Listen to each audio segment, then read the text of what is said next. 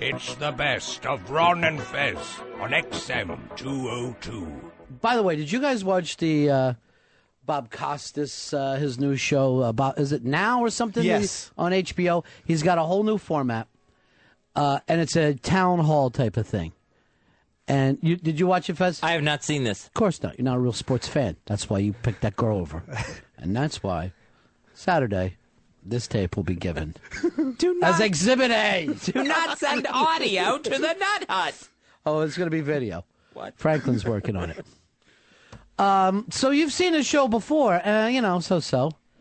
I'm telling you, this is an hour and a half. It was tense. It was dynamite. Town hall setup. He brought out athletes to fight against sports radio guys. Mm-hmm. Mad Dog and Michael Strahan. It was really great shit. But as far as the sports, and went on like that. He did race. I think he brought up the fact of the drugs, that the fact that Bonds had gotten a lot more heat than some of the white guys have. Some of the white sports announcers disagreed with that. It was really, really a good fucking show, though, all the way around. But I will say this. I was very surprised with Mike and the Mad Dog. They said the Giants winning the Super Bowl, the way they did, that great Super Bowl victory, was a 9 for them. But the Mets blowing it was a 10. That was perfect radio because sports radio is just based on negativity. It was the angle that they gave. That is just a bunch of yelling and screaming, and it's about blowhards not being able to feel satisfaction in their own life, so they take it all out into sports radio. Yeah, I've been saying it too for a long time. I mean, Francesa is one of the most miserable people. He goes through divorce. I mean, he's a horrible guy, and he wants to be. Do you listen to sports radio at all? I absolutely do, and it drives me insane. It's like heroin because I ended up yelling at the radio and getting pissed off, but I want to hear what they have to say. What about you, Earl? Yeah, I listen on Sundays in the car with my father when we're driving home. And is it negative even on Sundays? It's extremely negative because don't find the negative angle. I remember Bernie Williams had the greatest series of his life, and he went, "Well, I think all I can say is Bernie Williams is overrated. He's not the best center field." I was like, give the guy some credit for a minute. They don't let up on negativity for a second. How about you, Fez? Sports radio? No, I do not listen. And yet you feel the need to be able to judge that young girl who cheated her way into your heart. And the she girl that cheated. helped her. You know who else you would love as a sportsman for you? Who? Benedict Arnold. You would love him. I don't think he played sports. Strahan said he would never do that show. He said he was on Mike and the Mad Dog. They were great to him. And he filled in because somebody else, got sick or hurt or whatever. They were great to him.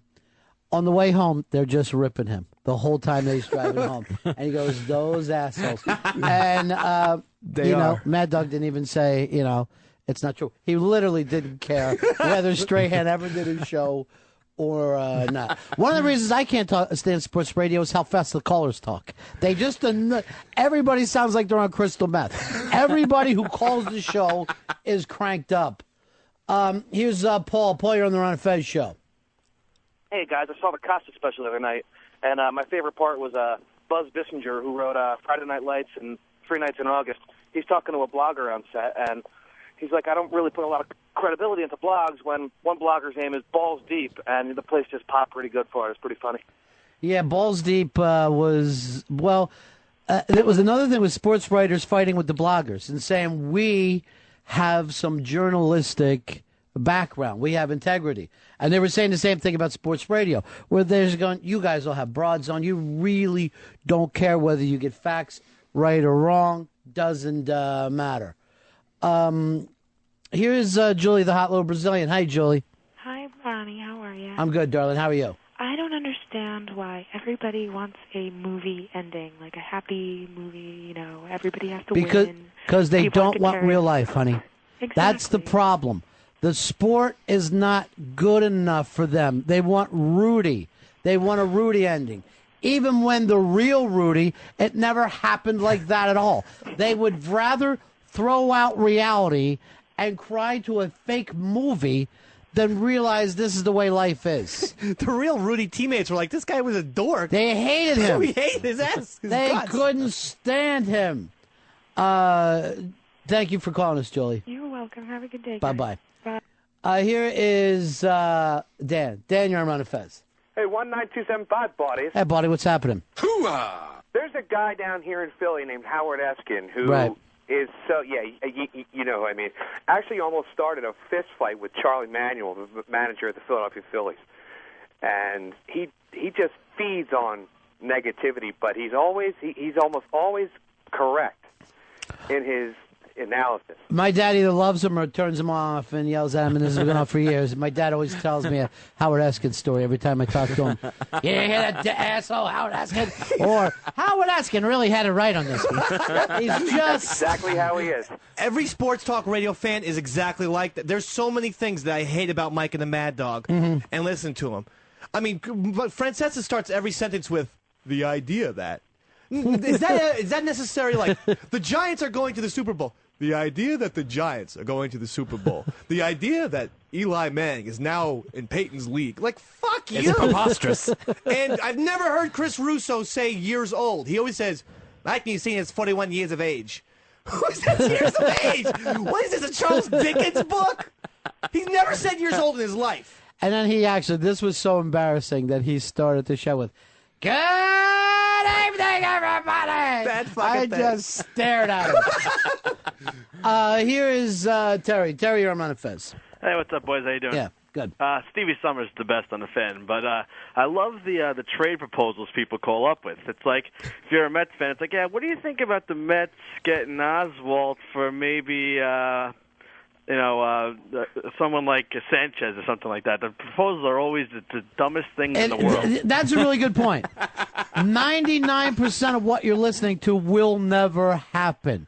And it's always like, and they call and they talk real fast. What do you think about this? Mike Vick gets out of prison.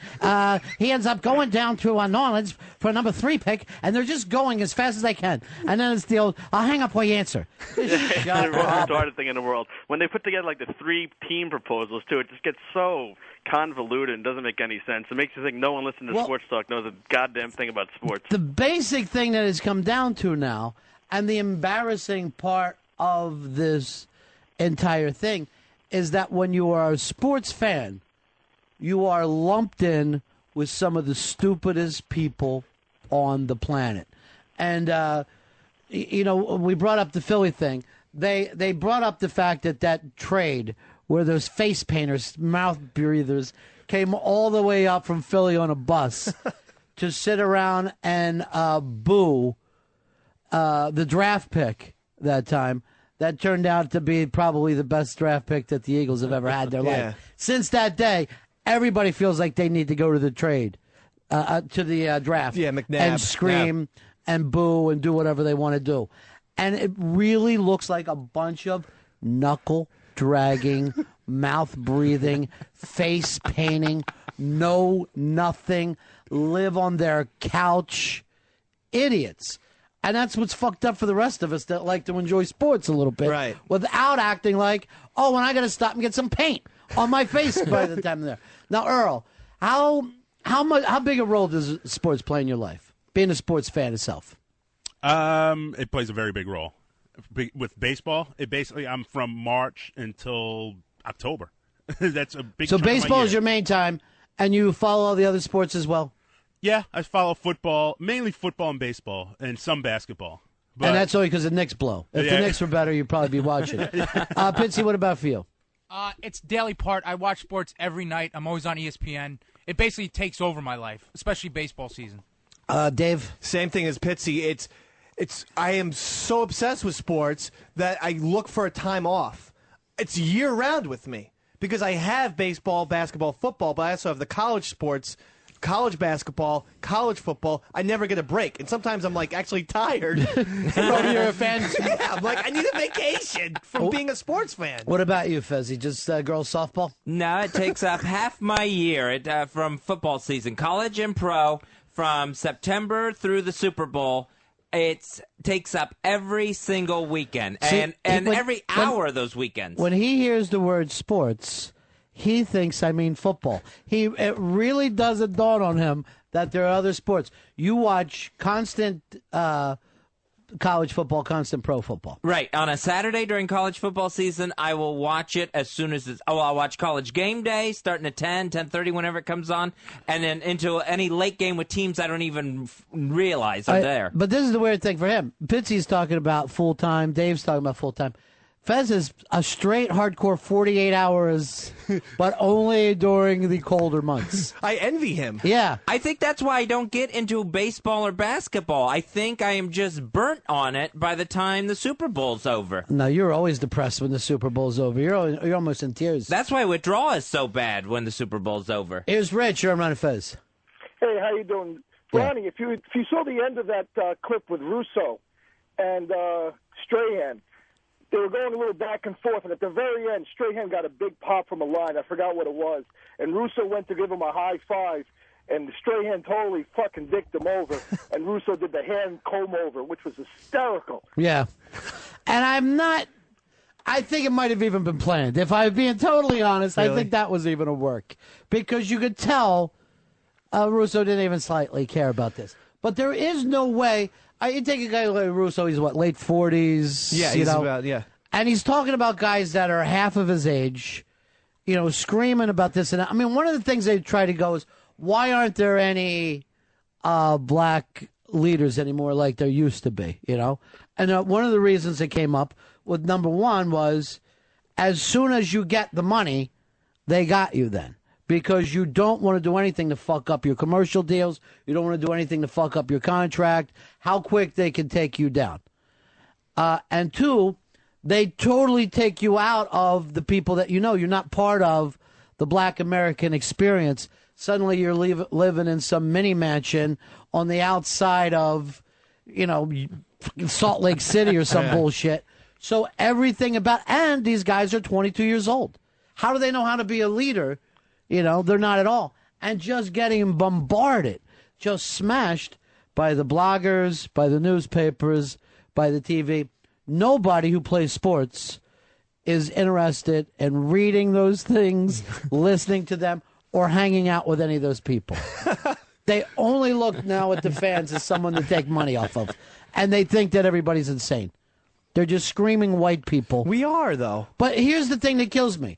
I will look at all you guys who say you're obsessed with sports, and I hear the way you judge these guys, the way they play. On a level, you never judge your own performance here at work. The perfection that you expect out of your sports heroes is so much more than what you expect out of yourself. It's much easier to critique others. Yeah. Well, oddly enough, you have a job where you could do that, and we would all be amused by it. So bring that easiness into this gig. Here's Mark. Mark, you're on Ron and Fez. Hey, buddies. Yeah. What drives me insane in both sports radio and sports TV is commentators and guys making their opinion and constantly say, what if? Oh, if he would have just ran this route, this would have happened. If this would have happened, this would have happened. It's like it didn't happen. Right. They relive things constantly going over things like there was an Earth 2, like there was other dimensions that this reality exists on. And if they had their own way, there wouldn't be a coach that lasted in any league more than 3 games. Everyone would be getting fired constantly. Here's our good friend, the Blowhard. Well, actually, a lot of the coaches are pretty much getting fired constantly now, no matter what sport you're in. Yeah, Avery Johnson's out. Avery Johnson, who has one of the best regular season records in the history of coaching basketball, cannot go because his team didn't win the championship. And he got him to the finals 2 years ago. Doesn't matter. You got to win. Right. You have to win and win it all. Because as we know, you guys have the highest standards known to man. Your standards are incredible. But, over the years, I think I busted Bob Costas' balls quite a bit. But I got to tell you, I thought that this special that he did was one of the best hour and a halves I've seen on TV, any kind. I was like, this is what we need to be doing politically. This is the way we should be sitting down looking at our political race that we have going on right now. Well, here's the blowhard from Brooklyn. Hey, guys. Yeah. Listen, I've always believed that sports radio has great potential, but it's dumbed down for a reason. I once called Mike and the Mad Dog, and I complained that they're not doing, topics, and it's just people calling up. Hey, who should the Mets trade? Who do you think? It's just like imbeciles calling up radio stations. And Mike and the Mad Dog told me that the callers are the people who control the things that are being discussed. So if there's a topic or some current event that you want to talk sports, they said that, no, we have to do what the callers want us to do. And the reason why people like Chris Russo, who's basically a rude jackass and he's obnoxious, is because he pisses people off and he gets the rubes to call in, and he'll say something totally off the wall because it creates controversy. He doesn't believe in what he says. He's not sincere.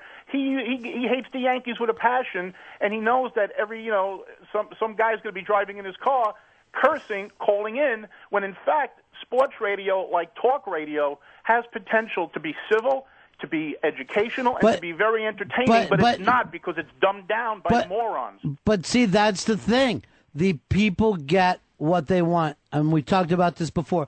It really is always up to the consumers. If you buy the Big Mac, they will keep giving you Big Macs. The day that you go, I got to have something else behind a Big Mac, is the day that they're going to come out with a salad. They don't give a shit what they sell you as long as you buy it. They will give you whatever you want. And as long as the ratings keep up. The other day I had Mike and the Mad Dog on. They had an hour discussion. Should Met fans boo Carlos Delgado for shunning them by not doing a curtain call? Now, to me, that was like one of the dumbest topics I've ever heard in my life. But the people were irate. The Met fans were calling up, screaming about what a scumbag Carlos Delgado was for not coming out for a curtain call. But I did like this about Mike and the Mad Dog on there. They basically said, this is just wrestling. It's just a chance to let the listeners do whatever they want, and that's it. It really isn't about anything else. Radio. If you're going to go to a stadium and boo your favorite... See, I don't boo my team. I never do. I never did. I'm from Philly. I was brought up differently. Well, the thing is, if you go to the movies and Tom Cruise does a bad movie, you going to stand there and boo him? Well, he can't hear you. But if I was at a Broadway play and Tom Cruise was coming out there, I probably would. People have this resentment because these guys are making tons of money, and they go to the ballpark, and just because they think they're paying, for these $8 beers and these $100 box seats, they have the right to be jack-offs. And the same with talk radio. It's the same boring shit. Here in New York, it's just people these hosts are cloned. And they all put on these fake radio voices. Blower, you need to work in radio. That's what you really need to do. What was that, Ron? You need to work in radio. I have to work in radio. I can save sports talk radio. Oh, I would love it. All right, my friend, I got to go. All right, 866-RON-0-FEZ. 866-RON-0-FEZ. Here's Brian. Brian, you're on the Ron and Fez show. Yeah, hey, what's up, Ronnie B? Hey, dude. I currently boycotted ESPN because I just can't take it anymore. The NFL draft, they do the pre-draft, the combine. The reason for that is that this country is really a one-sport town anymore. Basically, the way Fez watches is closer than the way that most sports fans are. I think probably most guys in this country who watch all sports also watch baseball, football as their number one sports, and then more people just watch football and don't watch other things along with that. I would guess that most people are at least somewhat involved in every sport, but I don't even think it's close between like baseball and football anymore. I don't even think it's debatable. No, football's just gigantic, leaps and bounds. And when we're talking about dumb sports fans, no one is dumber than the football fan. I would even go so far to say the wrestling fan is brighter and thinks more than the football fan. Football fans dumber than NASCAR? I've never really been to NASCAR. It's about a car going around in a circle. Well, that's going to be a close one. I don't think a NASCAR fan face paints, though. Yeah, but they do make a big deal about how much merchandise they buy. Oh, man. They are fucking sheep. Yeah, they do gather up the goods. Yeah. Here is Milt. Milt, you're on Ron and Fez. Hey, Ron. I just wanted a quick little note. This guy that's calling in, these jackasses that listen to Mad Dog Sports for an hour, and they hate what they're talking about, and they're complaining the whole time, why not just turn the channel and go listen to something else? Because they enjoy hating. They enjoy being angry. The same reason why a lot of liberals will watch Fox News and sit there and scream at Bill O'Reilly, or they'll turn on Rush Limbaugh and scream. I've done it myself. Yeah. I've sat there like a goddamn idiot yelling back at the TV. You couldn't be more wrong. I get it. I just think those guys, they got to do something else with their time. That's all. Another thing that I can't stand anymore on sports TV, and I'm going to throw it into football more than anything, is that the constant need for cackling and backslapping and people jumping up and down with you got to bring some to get some logic, you know? Yeah. Like everybody just yelling out, oh, I'm going to get some of mine. This is my time to talk. Just shut up and be like a person. And yet these shows are huge. Anytime that people sit around and listen to Terry Bradshaw's opinion on things, you know there's something deeply off course about where this country is right now. Here's Rick. Rick, you're on Ron and Fez. Hey, Dick Holder 941 checking in, buddy. Hey, brother, what can we do for you? Face! I've been to many football games, and I've been to many NASCAR races. And I've got to say that NASCAR fans are crazy on a completely different level. Where football fans will tailgate for 2 or 3 hours beforehand, NASCAR fans show up 4 days beforehand. Yeah, I lived in Daytona, so I saw the city of trailers that starts there like a week before the 500, where they found out there's more people living in the parking lot than there is in the surrounding city. It's embarrassing. Wow. Jesus Christ. And if you went to the 500 with all those, how many people are in that stadium? Like a couple 100,000? Yeah, that's how much it holds. It's that big. It's something like 4.5 hours to leave. If you try to get out of there, it takes forever. It doesn't seem like fun. My dream is a Daytona 500 Hurricane.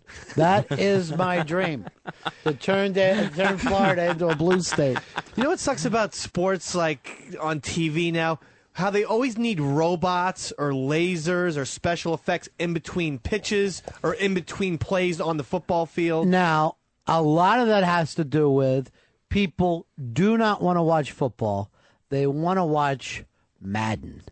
They want to look like a video game. So now the actual games look more and more like a video game. And I would think if you were a little kid, like 10 years old, and you'd only watched football on TV, and then you went to a game, I think you might be bored pissless. Yeah. But they literally had to put up giant screens at the stadiums now because human beings don't know how to sit and watch a live event. They need to be entertained like it was a crazy movie or a video game. There is a network that'll show a replay with video game characters, or they'll show a player as a video game character when they're giving out stats. Brian, you're on Ron and Fez. Hey, the thing that I find most cringe-inducing about watching sports is the halftime thing where the sportscasters in their suits and ties and pleated pants go through the plays. Now everyone has that with the fake little field where, like, we would all get up from here and go over, and I'm quarterbacking, and Fez goes out for 2 yards while Dave covers him, and then Fez shakes his head to the left and is somehow wide open in an area that is about as big as a phone booth. And what a waste of time. Jeff, you're on Ron and Fez. Yeah, hey, Ronnie, how about that fucking John Madden describing the game as if the whole fucking audience is blind? He just keeps repeating exactly what you just watched. Yeah. And was he the first one to really, like, make a big deal about people's weight and acting like that was fun or interesting? Or, look at him, he's a big guy. Yeah, he's a big guy. Giving out turkey legs. Yeah, circling some guy eating a hot dog, and he'll circle the mustard on the hot dog. Like, okay. The stupidity factor is amazing. Have you ever noticed this? Sports guys love saying the bottom line, so much so that there is no bottom line. You can only have one bottom line. They'll be like, bottom line, the Giants need to win. Bottom line, if they don't win, coach is getting fired. Bottom line, if he gets fired, like, you can only have one bottom line. You're going back to Mike and the Mad Dog over and over. Just everybody, though. All analysts do that. Here is James. James, you're on Ron and Fez. Hey, buddies. How you doing today? Good. All right, here's my thing. All right, Dave, what's your favorite baseball team? Yankees. All right, let me ask something. Yankees win World Series. Yankees are bottom of the league. What do you get out of it? I mean, when they go to the championships and they win the rings, I mean, you don't get a ring. I mean, I don't understand the fanaticism behind your fandom. It's like these people don't care whether or not you go to see them. I mean, they make millions and millions of dollars. That's a cynical way to look at life. I mean, you could say the same thing about looking at great pieces of art. You know, if you're a fan of a director and he makes a great film, you're going to feel excited by that. But you don't act like you made a great film or somehow you were lifted.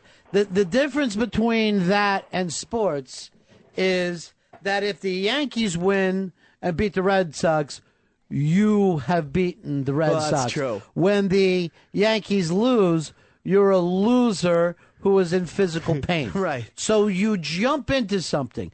And the illusion of this, let's say it's the Giants, your home, playing Fezzi's home, Tampa, right? Mm-hmm. And it now means it's New York versus Tampa. It's about the places that you grew up, and it's very important to you. Yet, none of those players are from Tampa.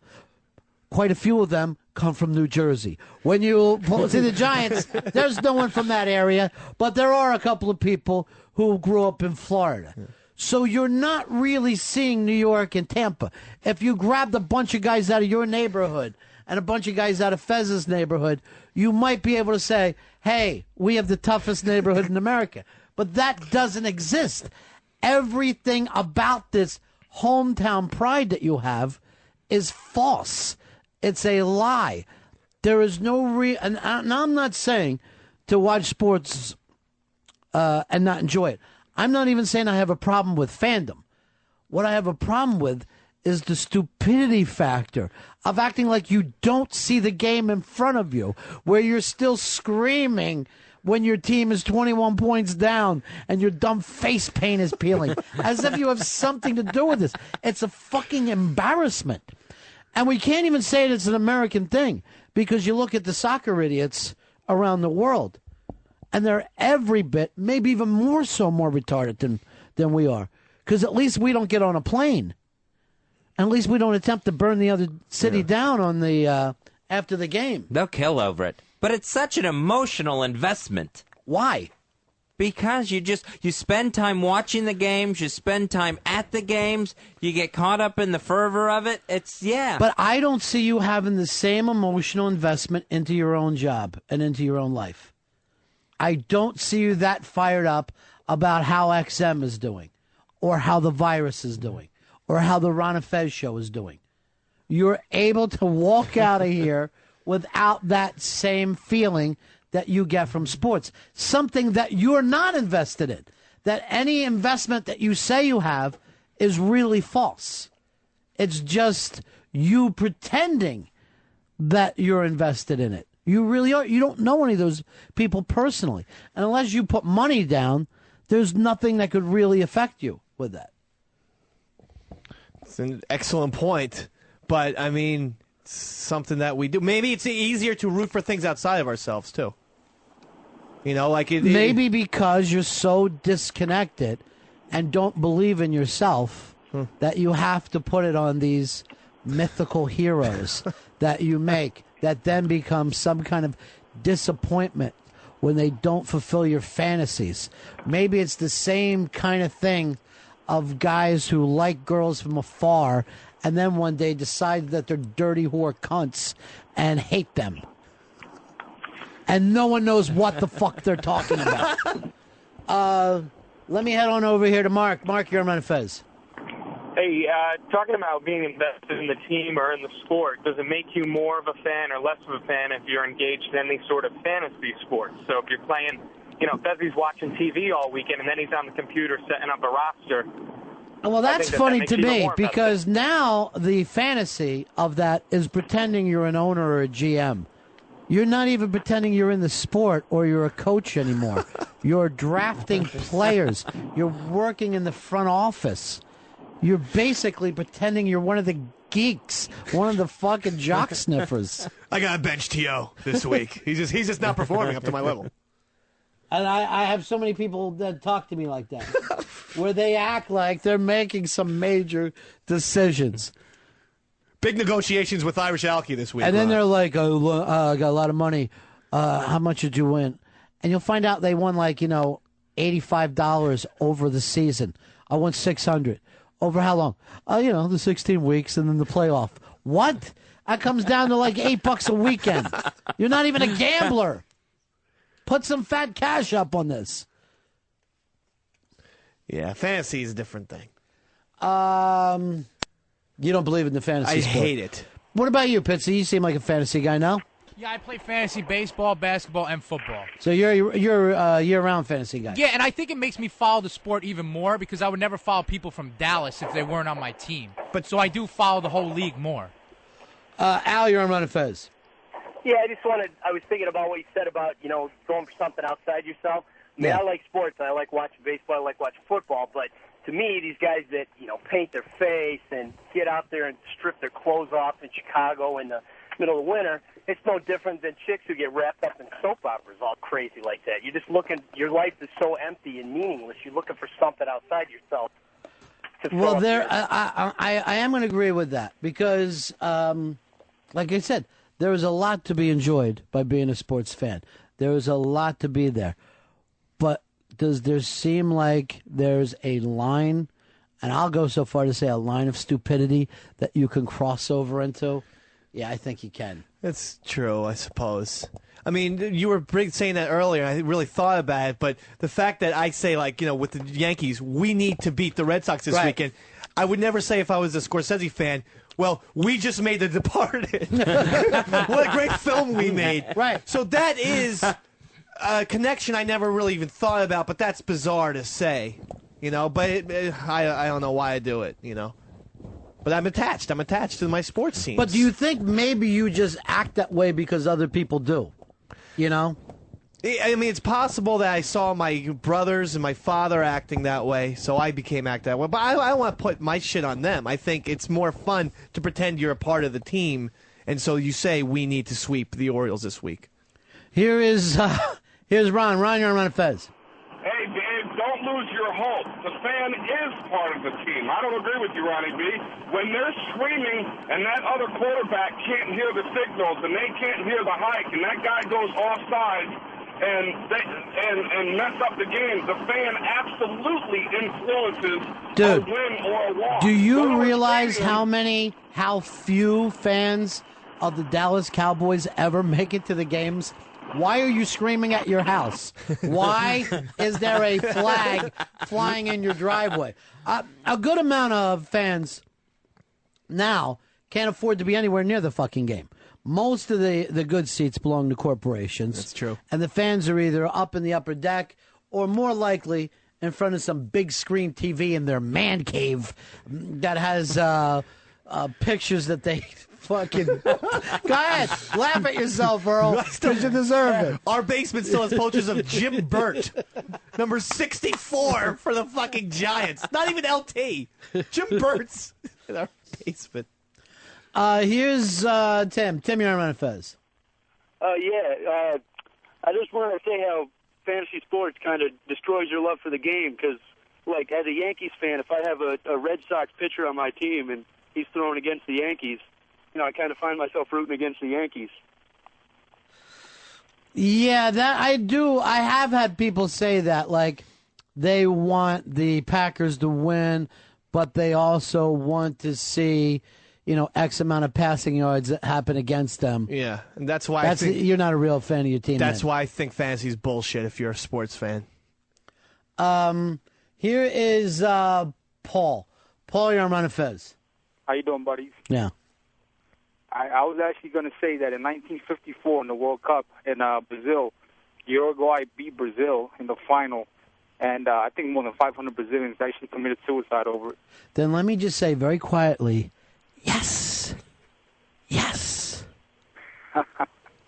Oh, yeah. I do. The stuff that I see about football, world football, real football, I think makes us pale in comparison how fired up they get. Because they get fired up for their home team and then for their home country. And they got all kinds of different things. You know, there's so many different seasons over there. I can't even understand them. They get tournaments that your whole season could be shot, but then you win one tournament, so you're proud of yourself. And how insane must you be to be a South American soccer referee? Oh, Those I guys can't. are getting stabbed every other game. I can't imagine a worse job. Why would you do that?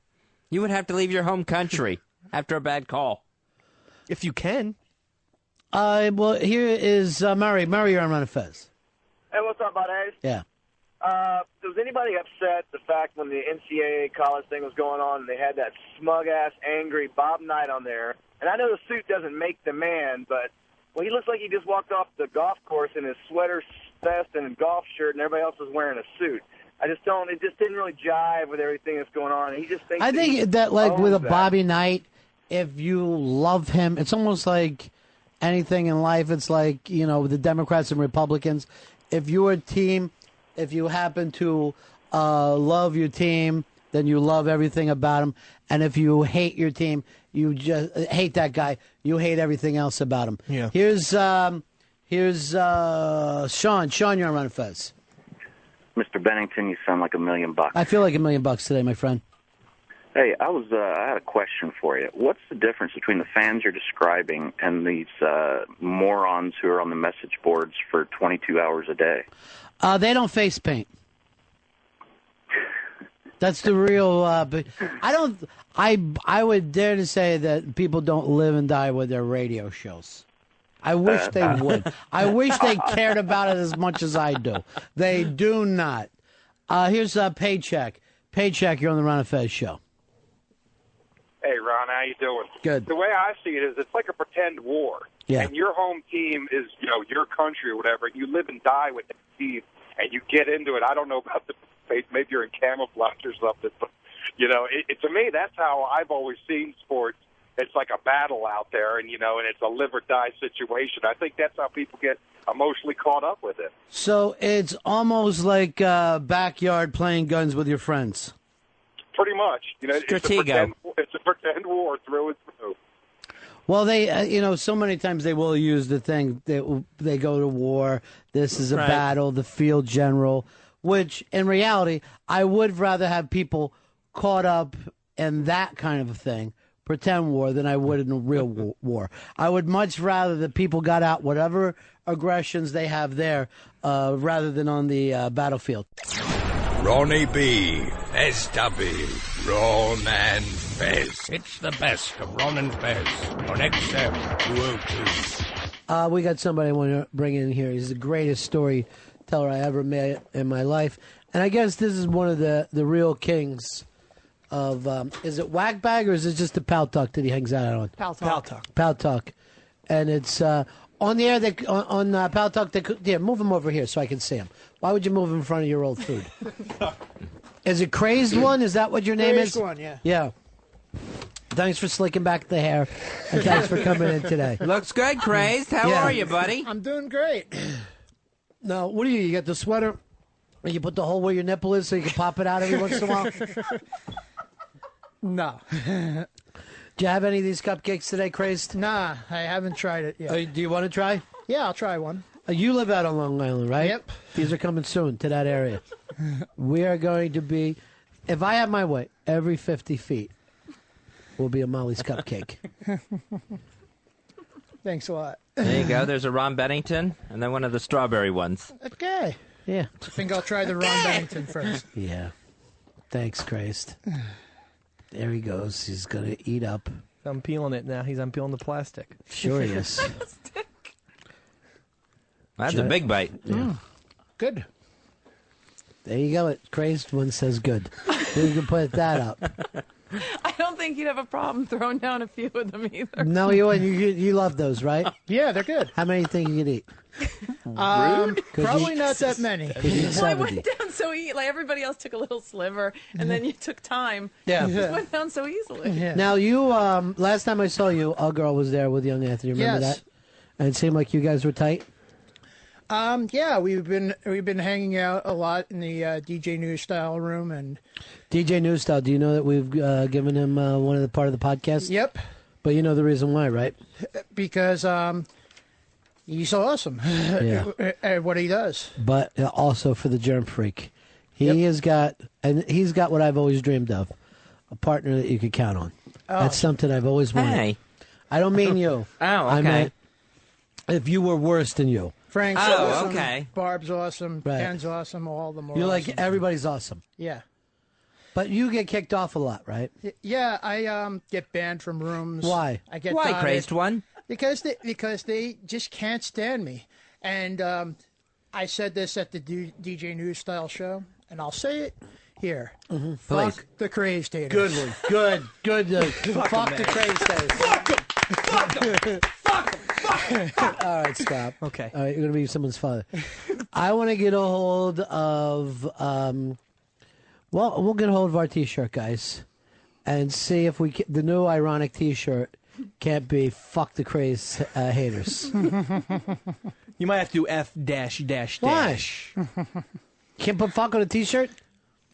Sure it you plays can. in Manhattan. I've seen it plenty of times. Yeah. I saw one that said, "What the fuck are you looking at, fuck face?" That's too I much. just averted my eyes. It was too Good. ironic for me.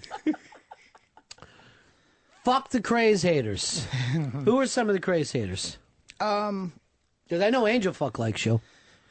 I don't know why, Yeah. but and I'm not going to like say anything bad about your wife, but she just does not like me. For some reason, she does not like me. Who, me? You know why? Because you're a human. That's why she doesn't like you. And I just leave her alone. You know, she doesn't Right. like me, so I just leave her alone. Just temporarily disconnected.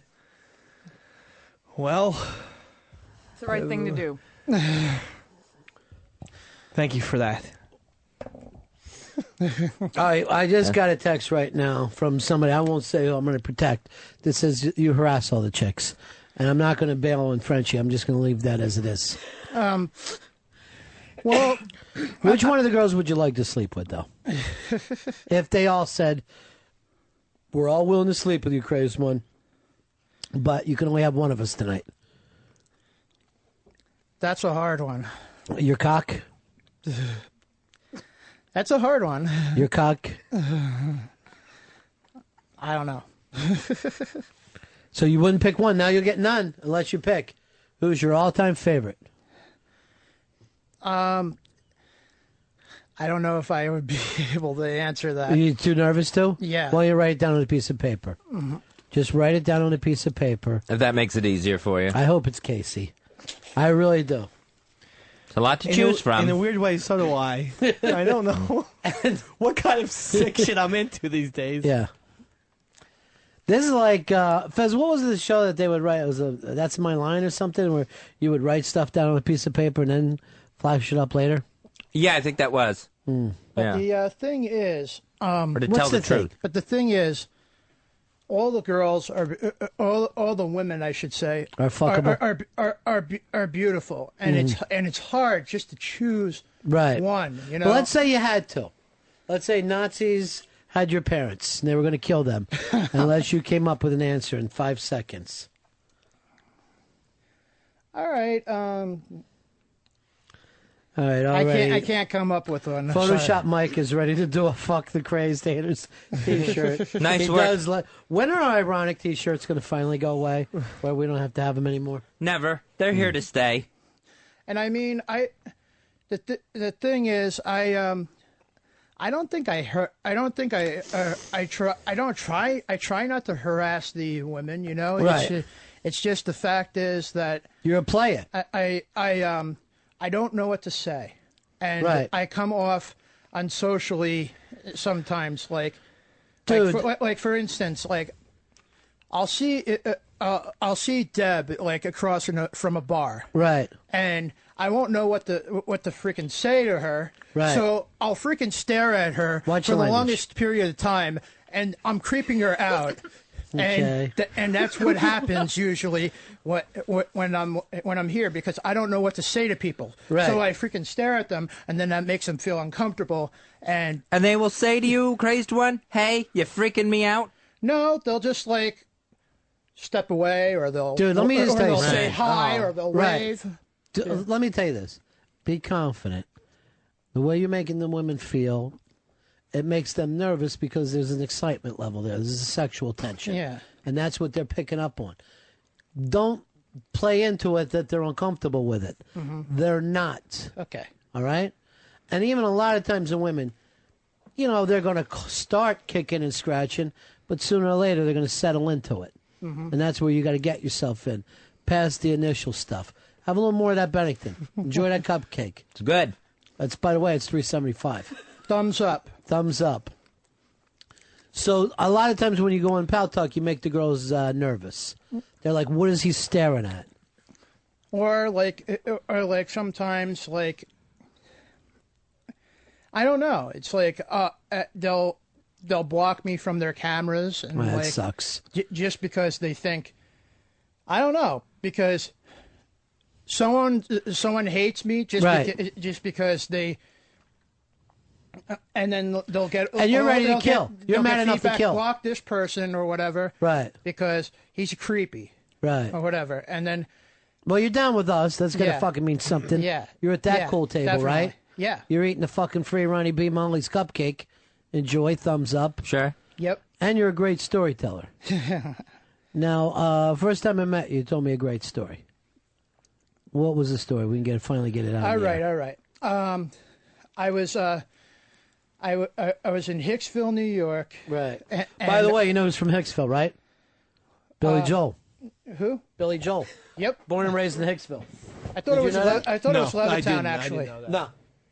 He fucking hates Levittown. Oh, okay. You know who plays Levittown all the time, right? No. Mikey Background in his band. That's right. Yeah. Eggplant Queens. But By the way, did you see? Oh, you didn't come out the other night. He was there. Guess who we had? Christine Background with him. Yeah. That was tense. They don't learn. No. So what I was saying was, Where were you? I was in front of a store What town? in Hicksville. Hey, that's where Billy Joel's from. Really? Yeah. I didn't know that. No, he is. For real. Yeah. And I went in there, and everybody is smoking. Hot? No, they're They're smoking hot? They're smoking cigars, and I'm like, why is everybody smoking?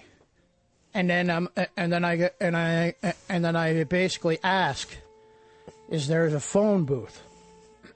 So then I walk. Well, why did you ask that? Because I didn't have a cell phone on there, and I needed to call somebody. I don't Right. remember exactly who I needed to call, but I But needed somebody to call needed somebody. a buzz.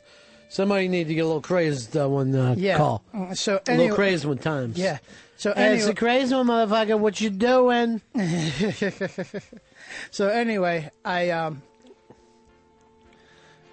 go out and the store says cigars. So I'm like, oh, Right. that's why everybody's smoking. Because it was a cigar Yeah, shop. shop. 6 hours later, I'm in Fifth Avenue for Fez's birthday. Weird. So it's like maybe a year and a half ago, and there's Ronnie B and me standing there, and Ronnie B smoking a cigar, and right in front of us there's a phone booth. Holy shit. Now, fucking dig this. He was in a cigar shop looking for a phone booth in Hicksville. Yeah. That night, I'm smoking a cigar next to a phone booth nowhere near Hicksville. Whoa. Oh, fuck. And then you remember, though, before that you were in Hicksville, right? Yeah.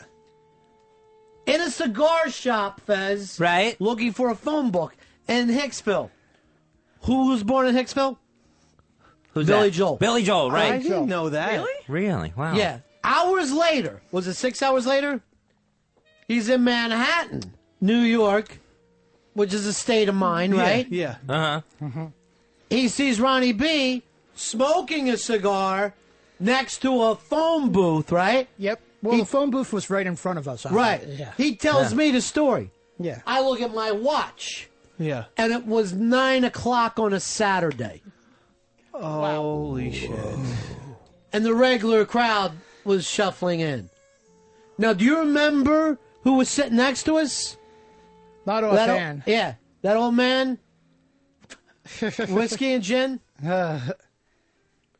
It was so fucking weird. Whoa. Look, goosebumps. Goosebumps. Mind blown. So, the date, do you remember the date? September 11th, 2001. Right? Yep. Whoa. Wow. And we hadn't heard anything because we were 60 blocks away. Right. You remember that? Yep. No. I don't. No, the thing was, I don't think it was when wasn't 9/11 happened. Then why were we crying? I don't know. That fucking weirded me out. Yeah, I right. know why we were crying. Why? They kept playing Billy Joel music. I couldn't take it anymore. And I was running through the streets screaming. Right? Yeah. Not big fans. No. Wow. Is that fucking weird? Yeah. That is the weirdest story. Now, here's the weirdest thing, right? I had a vice president named Crazed One, and Crazed One had a vice president named Ron Bennington. Okay? Wow. He grew up in Lincoln, Nebraska, and I went to Kennedy Junior High School. Fuck. The other thing was, on 9/11, we were both at 7-Eleven. Right. But it was 2 o'clock. 2 plus 7 is 9, and then 11. 9/11. And then This is insane. We got a Slurpee, and I looked at it, and it looked like the devil's face in the Slurpee. The same devil's face that was in the smoke. Yeah. If you get cherry, yeah. What kind? Cherry. I say cherry. I don't go with that airy. It sounds too much like a chair. So this is weird. So naturally, you and I became fucking tight. Yeah, From that point on. Like it was meant to be. Yeah. Jesus. And then we both harass women and overly stare at them. And sometimes jack when we're looking at them in Paltalk. Yep. You do? No. But you said yeah. You said No. yes. Come on. Occasionally. Do you really? Yeah. It's Yeah. normal. It's normal. To jack in front of women. Not in front of women. I don't do that. Do you remember one in particular you've jacked to? And it is normal. It's healthy. I mean, several. You know. Right, I mean, but give me one name. I'll give you a name. Fez's sister. What? Not your sister. A different Fez. I don't know. I can't recall offhand because there was Baby girl? probably. Yeah. I mean, baby girl. probably. I mean. You got a little Ron Bennington on your sweater. Whoa. Oh well. That's normal too. Yep. That's going to happen. By the way, he meant the cupcake. You like that cupcake? Yeah, it was Have delicious. some of the, yeah, you already ate the Ron Bennington? Yep. Have the strawberry one now. You're going to like that. So, Craze, it's so great to finally get you in here. What, because you and I are hanging out buddies. What kind of work do you do? I am a. I fell on the floor. It's okay. Well. That's okay. Not the first one today. Kiss it up to God. That's but, what I say. But anyway, I basically work at Walmart. Groz will eat it. I'm a custodial. I'm a Walmart. I'm a maintenance person, and I clean the store up. You remind me of Dane Cook in that movie. You have like a place that you go up and hide? Yep. Do you? No. Oh. No. Well, I agree then. You have such great interns. Yeah, don't they? Make you feel welcome and everything. You should feel Good. welcome because I've been trying to get you here a long time. So, one more. So, are you there on third shift? Yeah. I usually come in like the mornings, evenings. That's about it. But never. Never graveyard. overnight. Never when people. Here's Dan. Dan, you're on Ron and Fez. Yo, Ronnie, what is this? Big A, slightly less retarded brother? Big craze? A big craze. A big craze. A big craze. Replacing Big A. A big craze. Big craze. Bye-bye, Wally Pipp. Big A. Here comes Finally. the Iron Horse. Big craze. Big A's is today's Fez. Yesterday's news. A big craze. Join some cupcake. A big craze. Big craze. Has white stuff on his fingers. A big craze. Some of it's icing, the other of it I mysterious. swear I'm just a fucking slob. Oh, stop it. Big crazed. Big craze. When's the last time you've been with a girl? Not counting staring. No, I was maybe it was a year or two ago. I met this girl on Pal Talk, and what room? Do you remember? Not offhand, but it didn't really have to do with XM related or anything. It was just she's civilian. but the thing was, she turned out to be a little bit nutty, and I had to stop it. Too crazy for you? Yeah, she was too clingy. She was too clingy, and she would be constantly lying. It seemed like What she would was she a say? compulsive liar. What would you say? She was the Queen of England? No, I'm sorry, Big Craze. I can't come over right now. I'm the Queen of England. No, oh my God, Prince Charles is upset. His ex-wife was murdered. Well, what would she say? Did she say she came up with polio vaccine? Because she's a fucking liar. Well, one time she said she was like. She was a nurse, and I was like, bullshit. I was like, okay, I can respect that. Right. And then she said, I quit my job for you. Right. And she's trying to make me feel bad. And then she goes, now I got a job at Hooters. Oh, bullshit. And I mean, why bullshit? And I mean, this girl had a heart. Right. But I mean, but no head. She was damn fugly looking, you know. And I mean, I mean, Good no woman. Hooters joint would hire her. Nah. Yeah, even in Hicksville, which is where Billy Joel's Joe from. was from. Yeah. Now, Really? I didn't So know she that. was disgusting. She was ugly, and she was a liar. Yeah. So you thought, what the hell? I'm going to go out with her for a while. Yeah. I mean, I wasn't like. I was kind of desperate. You know, Yeah. I'll admit it. That's the reason why I was. You were desperate, but not serious. Yeah, basically. like Adam Ant was in Yeah. the '80s. Yeah. Yeah. Because, So the only reason why you went with this fugly nurse Yeah. is because you didn't have anything better. Yeah, exactly. Yeah, and then she's got to lie to you. Yeah. Exactly. Fucking whore. we got to get even with her. Kill her. I don't know about kill her. That's just not. Let's actually get her a job at Hooters. Hoggers is more like it. Right, Big Crazed? Mm-hmm. Here's VA Messenger. Oh, no. You're on the Ron and Fez show. Hi, Ron. Hi, Fez. A crazed hater. Oh, is he a crazed hater? Crazed hater card holder number one. He is number one crazed hater. Why don't you like crazed? He is insane. The reason he's so uncomfortable at parties is because he's not invited and just shows up and creeps everybody out. What parties? All the New York, New Jersey parties. He just He's shows invited up. anywhere we are, any Ron and Fez event. We always love seeing him. He always has that cigar story. Wait, what was the cigar story?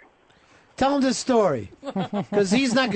You know what? If you fucking hear this story and you still hate him, then I'll apologize to you, VA Messenger. Tell him, Crazed. I was basically standing. Oh my God, quit! Don't listen to him. Go ahead. Go through with it. I was in Hicksville, New York. You know who's from there? And Billy Joel. Right. I didn't know that. Really? Yeah. And He's the piano man. I call him the piano man. Oh. from one of his songs. In front of a... And guess who he was married to? An uptown girl. Go ahead. And you were smoking a cigar? And no, I wasn't smoking a cigar. I walked in and I saw everybody else smoking cigars, and I was wondering, why are they smoking cigars? It's a public place. Right, fuck them. And then, Isn't there a smoking ban? But wait, you got to hear why. Oh, okay. I don't want to jump to conclusions. And then I asked if there was a phone booth. And then basically... Like you were Clark Kent trying to turn into Superman. Yeah, and I was trying to get make a call. I don't remember who. And... who were you trying to call? I don't remember. Right. But anyway, 8 or 9 hours later, right? Finally got it right. I'm standing in front of Bar 9, and right next to Ron fucking Bennington, and he's smoking a cigar. Middle name? And in Middle name. And in front of. And my mom's maiden name. And in front of us is a cigar. Is a cigar store. No, in front of cigar us. Store Indian. We were standing in front of an Indian. In a phone booth. Right. Yeah. There's a cigar store and a phone booth? Yes. Yeah. It was fucking That's crazy. amazing. It was a little cigar store. They just sold the miniatures. The best kind. Is it windy in here? My mind's been blown. My cock's been blown by his ex-girlfriend, the fugly nurse. It must be really Queen windy Elizabeth. then. Yeah, it is windy. That is windy. It's windy in our pants, right? So anyway, that's the story. Another cupcake? No, I'm good. You sure? I want you to judge these. I'm good. I'm actually diabetic. Oh, so I take can't- that back then. You've eaten enough to kill yourself. Yes, exactly. All right, so that's the story. Yes. And that's the story you've been dining out on, and it's a damn good one. I love that story. Here's the thing that we don't know from the story. How could one moment you be fucking in Long Island in a cigar store looking for a phone booth and then be transported to Manhattan in a phone booth?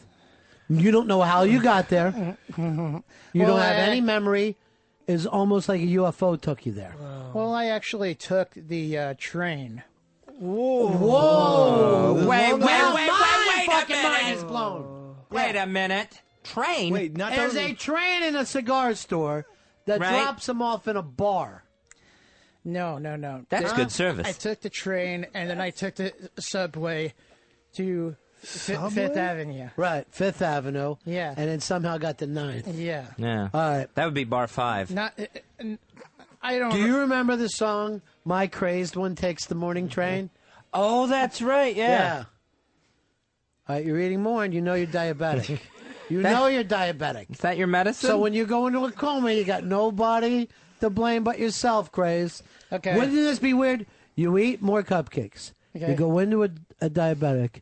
You wake a diabetic coma. You wake up. There's your ex-girlfriend, but she's in a Hooters uniform, going, "I told you I was a Hooters girl." Would that be nuts? That would freak me out. Yeah. That would be very freaky. Here's our good buddy Randy. Hello, Randy. Big Ass 307, buddy. Hey, buddy. Hoo-ah. How you doing, buddy? Go, buddy. A big craze should be writing the blog at jnrcigars.com. A big craze. A big craze. Big craze. Have you thought about blogging? Nah, never occurred to me. What about a book of short stories? You start with the cigar store story. Okay. Which is a fucking great one. I haven't heard that. Oh, it's great. Why don't you explain it to her? All right, Deb. There's I was in Hicksville, New York. You know he's from Hicksville, right? Yep. Billy Joel. Mm-hmm. Wow. And who's he tour Since with? when? Who's he tour with? And Elton John, right? Yeah. Right. And John who was one of the Beatles? what? Lennon? Lennon, yeah. Yeah.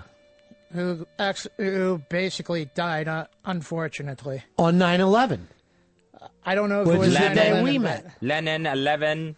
Yeah. Huh? Go ahead. And How many times am I gonna have to tell this story? I don't know. Anyway, Who are you talking to? So I was in front of this store, and I walked in, and there were all these people smoking, and I was trying to figure out smoking. And I was figuring in a fucking store. In a freaking store. I know you can't. And then I said, "Is there a cigar shop there?" I said, "Is there a phone booth there?" It would have been so much better if you had said cigar shop. Hey, you're on with a big craze. Big crazed. Hi, Ron and Fez show. Hey, Big Craze, did your girlfriend look anything like E.T.? No. A big craze. Dayton West Side. Big craze. That would explain a lot. Her neck The did- lies. Its girlfriend. Her neck Big didn't craze. Picking up Eastside Dave's fall off. A big craze. The smell of chicken wings. Sloppy seconds. Big craze. What is it, big craze? Nothing. I just I forgot what I was going to say. A big craze. Forget what he's saying from moments before. A big craze. Big craze. Forgetful Jones if he was a character on Sesame Street. I was telling the story to Deb. Big craze. Repeating the story one after another. Big craze. Crisco, you're on with a big crazed. Hey, Big Craze, you're diabetic, right? Yes. Okay, can someone give him a shit ton of cupcakes, please? Big craze. Death by chocolate. A big craze. Suicide by sweets. Big craze. Big craze. Now 2 people are cooler than Fez. A big craze. What? How?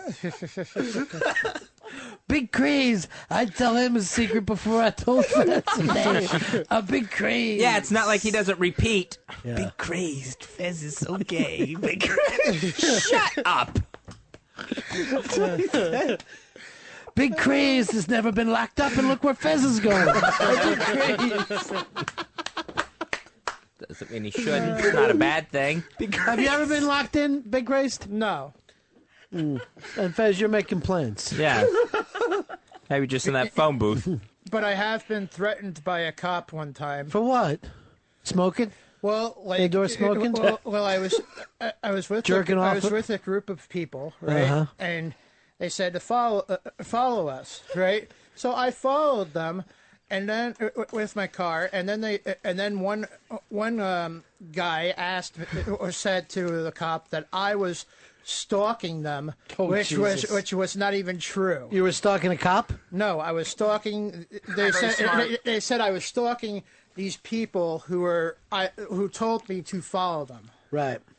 which was not abundantly true at all. Strangers told you to follow them? No, For no these reason? people. No, these Follow people, us. Did these you know people them? these people I knew. Yeah. Big craze, a rebel without a cause. A big craze. Big crazed. He's like a non-musical Daniel Johnston. Big craze. Big craze, misunderstood by society. A big craze. I can play a mean air guitar. We have a keyboard. You want to play keyboard? And it's off to the comic book store. I could play Axel F. Uh-huh. On what? On the keyboard? Yeah. All right, go get it. Or on the Big guitar? craze, bringing back the 80s. Big craze. I probably would fuck it up. It's been a while since I've done it. I don't think so, brother. Oh, yeah. You never forget. How long was Beverly Hills Cop out? Yeah. It's like jerking off on a bike. You never forget. That's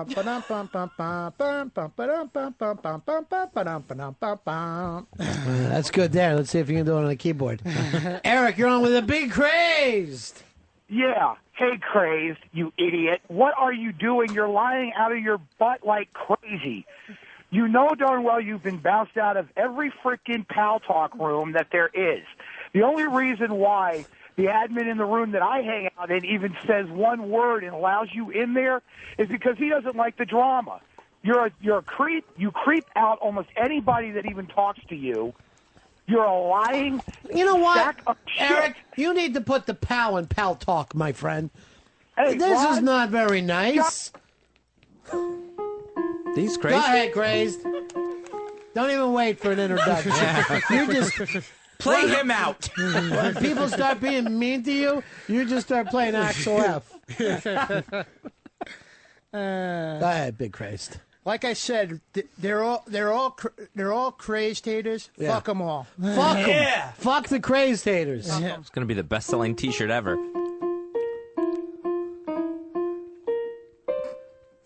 That's it. That's you fucking got it down, brother. Play it again. Are you self-taught? No. You had lessons? I had lessons, but it was a while since I'd done it. Yeah. There's frosting all over the keyboard. Big crazed. Nah, not quite, but probably.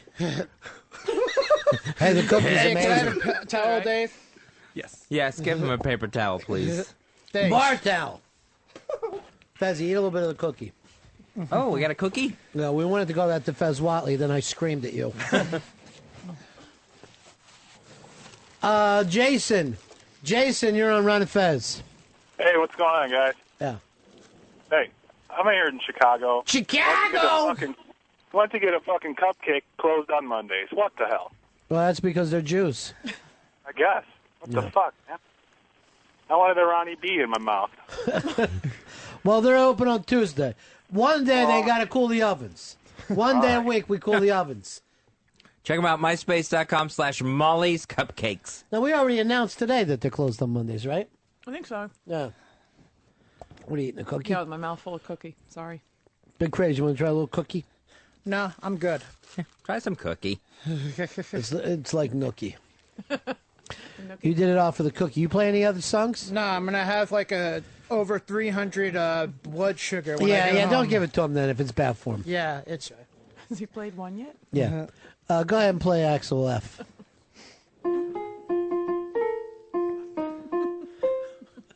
All right, here's what I want you to do. Paul It's Axel Schaefer. G. Did Billy Joel teach him? Yeah. I want you, whenever you feel like we get off a good line, just play a little Axel F. Okay? So let everybody know we're rocking this thing. Here's Shampoo. You're on Ron and Fez. Hey, how's it going? Yeah. Shampoo Horn here. I'm here to sing the praise of the crazed one. All right. What do you This like guy- about the crazed one? Well, you know what? I live in Arizona. I've been back to the East Coast. I'm from the East Coast. And I met the guy twice at two O&A events. I mean, he showed up and people were just like, holy shit, I can't believe this guy's here. But he's really an okay guy. He did creep out a lot of women. He was banned from the fan room really early on. I mean, he used to just key up with just the weirdest fucking shit. But I mean, I don't know. there it is. There he is playing Axel fucking Foley. Yeah. So run with it, dude. This Axel F. All right, you've also been invited to hang out with the Brooklyn Boys, which that's pretty low on our scale of who's the hipsters, but it is a place to start.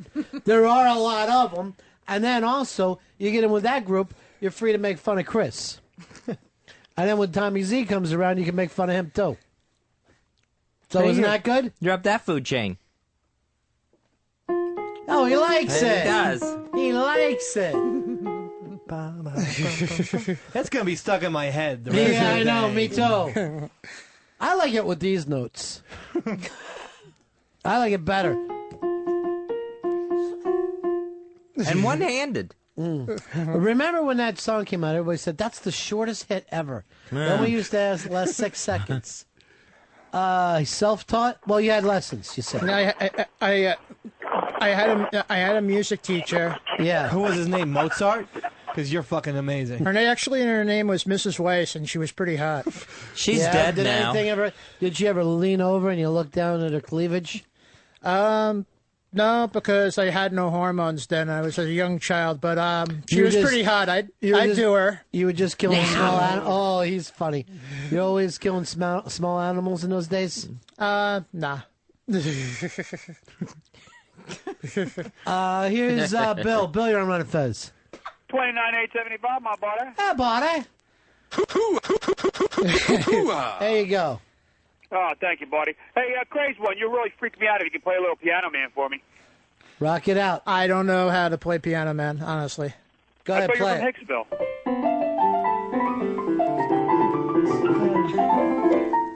Hicksville. Sing us a song. Sing us a song, you're a piano man. Sing us a song tonight. We're all in the mood for a melody. Don't just sing us tonight. You know what? I think we're replacing Dave. I think I finally found the Dave replacement. And also, would you like to come in when Casey has the baby? Sure. We need a coach. And But a videographer. Don't stare at her vagina. I Just won't. do your job. No, I will not.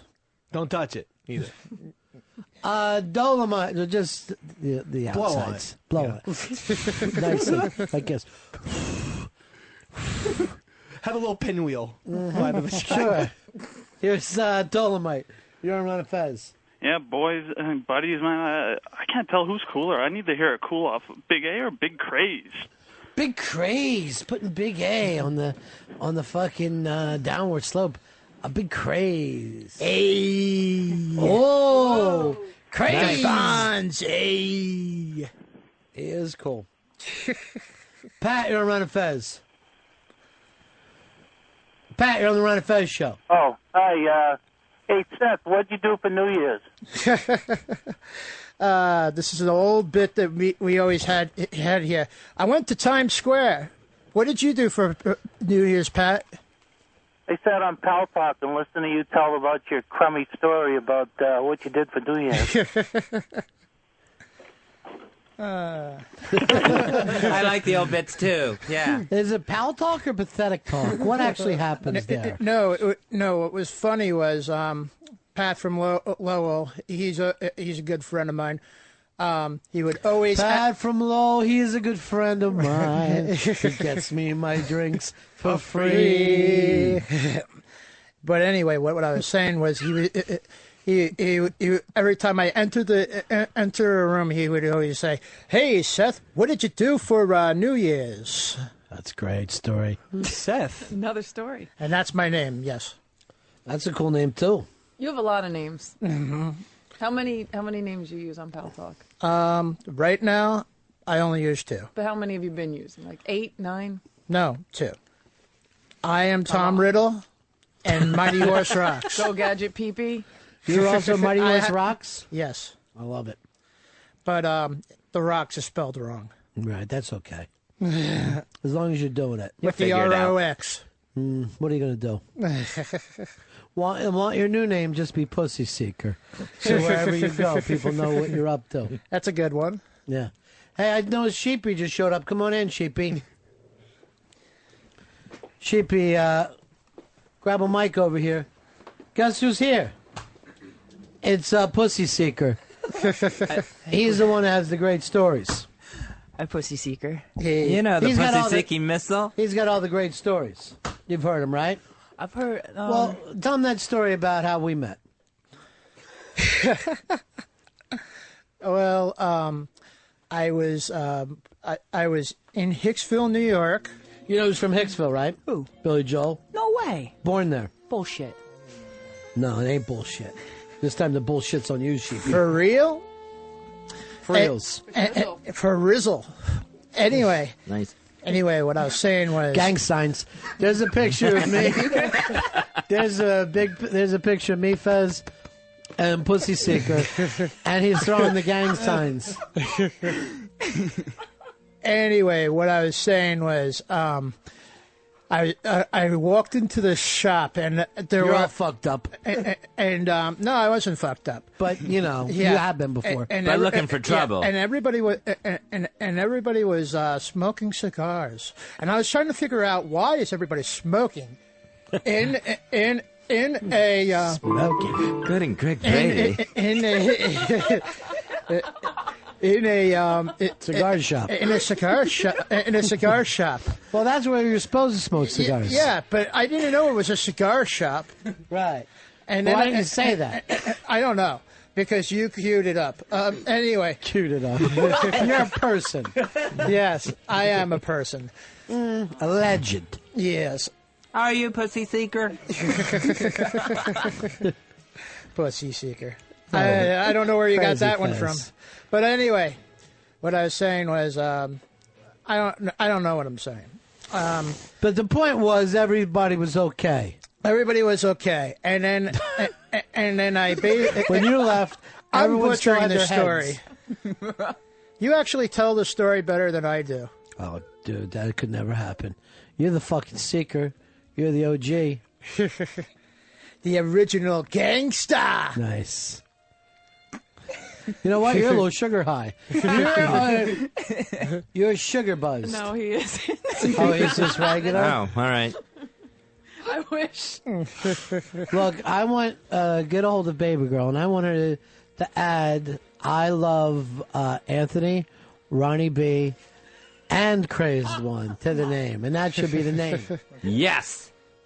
By the way, Baby Girl, very drunk, and told me that I'm her favorite person in the world. Her and Danny, anytime they get drunk, is their only time they can express their love for me. They have to be totally fucking annihilated before they can tell me the way they really feel.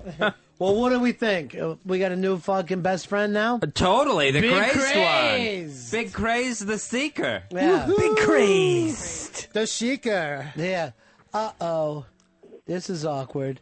Yesterday's news is on the line. Oh, hi, Big A. Oh, my God. Oh, hi, Ronnie. What's up, Big A? Big A! Hey, who's this crazy one? I'm the Big A, and no one can replace the Big A. Who the hell crazy one? It's not so much that he's replacing you. It's just that he's with us now instead of you. Think of it this way. You're not being replaced, except for you're out and he's in. He's better than you, Big Crazed. Oh, man, but that's not right. There's a new kid in town. He didn't want to hear it. Oh, there's a new kid in town. He didn't want to hear it. That's not right. You know, I mean, I'm Big A, and Big A? That sounds like a silly name. Big yesterday. It almost Big sound- asshole. I don't know, Big A, but it almost sounds like you're crying over this. Oh, Baba! Faces! That are scared of faces of death. And the worst part is my friends like crazy, not me. I'm I don't know sure. why. That's kind of sad. You're out, Big A. This Big Craze, he's just got something special. Yeah. And I don't want you to feel bad about it, Big A, but you might want to crawl off somewhere and die. He's just been Big 86 off the show. Oh, man. Maybe you ought to just end up getting big AIDS and die. There's a bigger form? Yeah, there is. Comes in very large. But right now, it's all about the crazed one. It's a crazed dude. Everybody's taking on a crazed dude. Although more interesting. I'm more interesting. Well, you're really not. You don't have the same kind of story as Crazed has. Did you tell him the cigar story? Oh, that's one of my faves. But everybody has actually heard it, I think, several Big A times. has Not this loser. And put it in his face. Tell him all about well, I was walking into the store, and everybody was smoking. But I was trying to figure out, why are they smoking? It in a public place? You're not supposed to smoke in a public place. Unless it's a cigar store. Yeah, pretty much. And then I basically ask if there's a phone booth. Why? Because I didn't have my cell phone on me. But what stores have a phone booth in them? Pizza shops. What if you went into a place and everyone was eating pizza? Would that weird you out? No. But what if it was a clothing store? It would be a store with clothing in it.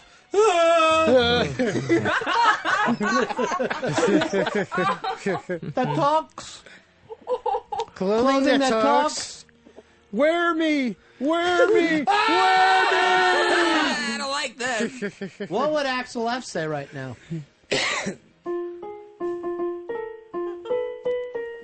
Big A, you don't play the keyboards, do you? No, I don't play that awful either. You hear what he said? He plays it awful, he said. Boom! Uppercut in faces. Big repartee. Man, things have sure gotten better. Now that crazed one's around. Crazed has come to town. He's so big yesterday. What? Big A. So yesterday. That's stupid. Hey, Josh, you're on Ron and Fez. And it was already said. He's doing his muscles. What's up, Josh, what do you got for us, buddy? Hey, big Craze fan since day one. Sure. Cool. Ron, you may not know this about Big Craze, but he's really good at doing impressions. You should have him do some impressions. You do impressions? I could try. Yeah. Why don't you do Eddie Murphy in Beverly Hills Cop? Now into That's the how music. he laughs, I think. Go, all right, now go from the laugh into the music.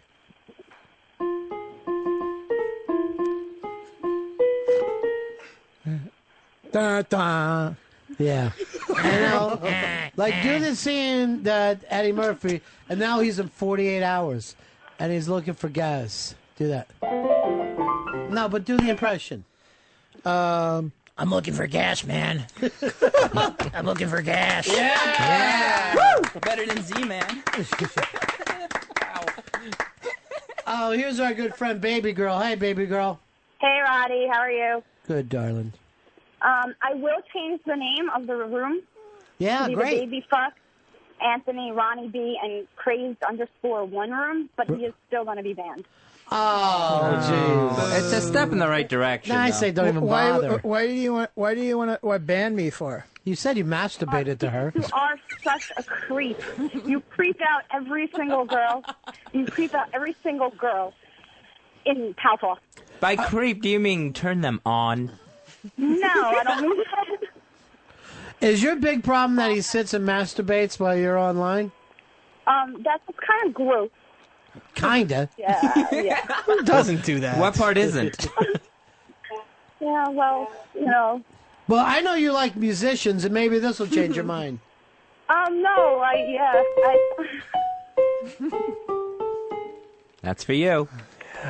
Yeah, that just won me over. All right. Baby girl, if you here's a gang sign. If you What? can't if you can't unban them, don't even bother changing the name. Okay, then just save the Ronnie B and Anthony fan room. I love that though. All right, talk to you later, honey. Bye. Bye. She's so sweet. She's a crazed hater, but she seemed nice about it. Wow, nice. I like the way that you can find something to like in everyone. Yeah. Tell me something that you could like about Dave. Dave's a good guy. I mean, Thank you. Because he's always been nice to me, always gave me good welcoming. All right, how about Fez? Find something nice about Fez. Fez?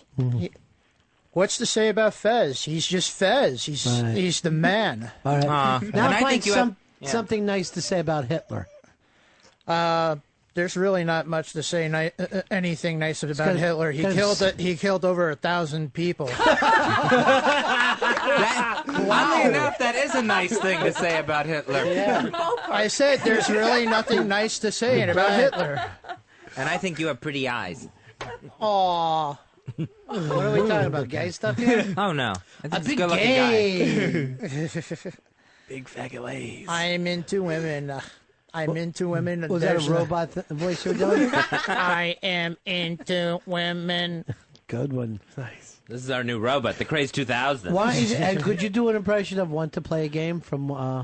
Do you want to play a game? Wow, nice. Maybe some chess. Hello, Joshua. Or tic-tac-toe. That's good. Well, Big A? Yes, I'm here. Still? We don't have tomorrow, but we had yesterday. I want you to know that, all right? Okay. And we did enjoy the time where you ruled the roost. It was great days. But now it's the crazed era. Whoop, whoop. Whoop, whoop. Whoop, whoop, everyone. I'm getting text messages that say I'm the coolest. Oh, yeah, you were the coolest yesterday. Text back, thanks, Mom. Not even friends. I have real friends, not imaginary friends. All right, Lene, don't get too upset. You got something to say it to Crazed. Did you just call Big A Lene? The faces are in town. Big Lene doing a podcast. Big crybaby. Big A. Ron Bennington, Fez Watley. It's the Ron and Fez. It's the best of Ron and Fez on XM 202. Craze is going to be doing his podcast, Fezzy. Let's get a little sneak peek of how it's going to go. This is Crazed. Hey, I'm Crazed. I'd like to say, fuck y'all fucking Crazed haters. You fucking suck. And, anyway, I was, well, let's take in some callers. Anybody calling? I guess not. All right.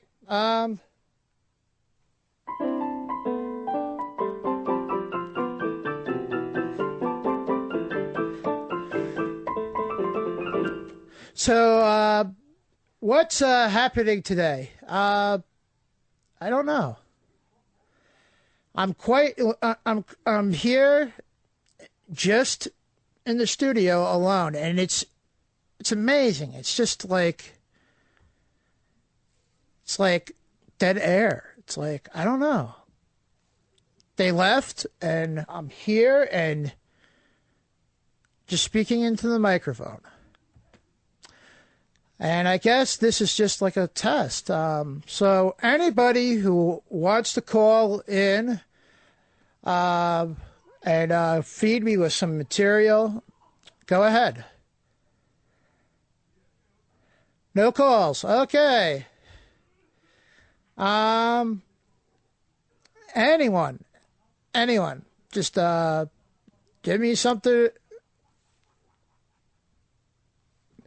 Give me something. La la la la la la la la la. Okay. Little Smurfs anyway. So I'm here in New York, and New York, it's a great place to be. I love it, and I don't know. It's just I love New York. It's great. That's all I gotta say. I love New York. It's great to be here. Anything happening out there in the world of XM? Somebody call, please. Ron 1866 Rod 0 Fez. I think I'm bombing here. I don't know. I don't have any material. I mean, there's nothing I can. I have nothing written or anything. I mean, I don't know. I feel kind of slightly embarrassed. I didn't know they were going to do this to me, but I guess I got to roll with the punches, So, anyone call. I mean, if you fucking hate me, I can take it. Whatever. Just give me something.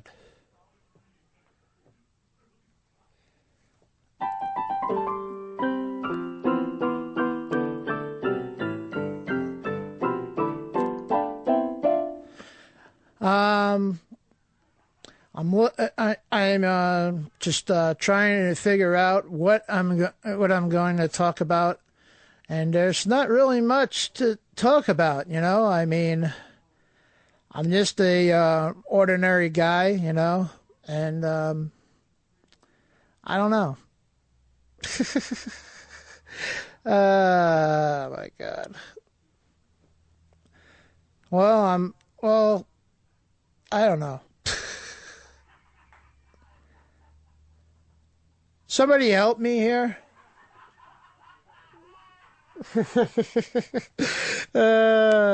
Somebody help me here.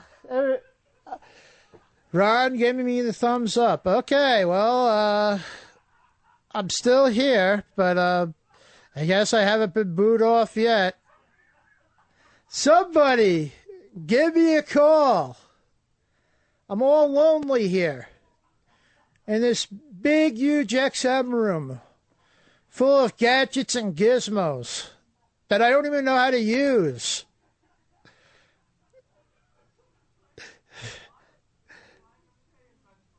Help!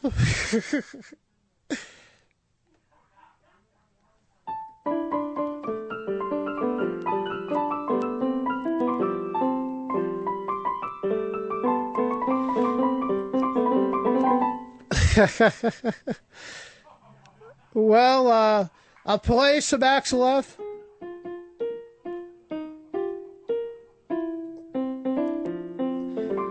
And perhaps I'll torture you guys with some more keyboard playing until someone calls.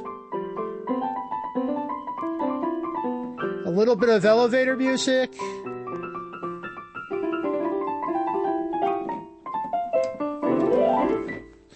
Anyway,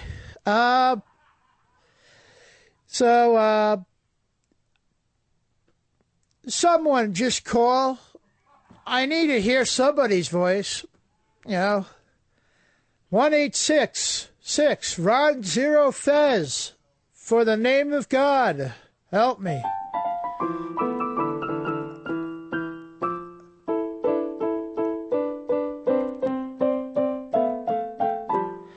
Trying to do chopsticks, but that failed miserably.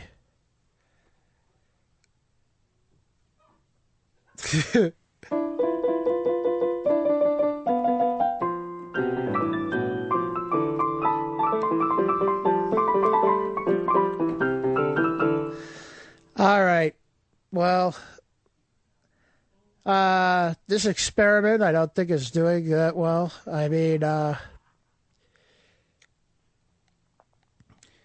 any hot chicks want to call in? I mean, I don't know. Anybody. Jeez, give me some material. I'm looking at the monitor, and it looks like Deb is just covering her face. Looking embarrassed. I don't know.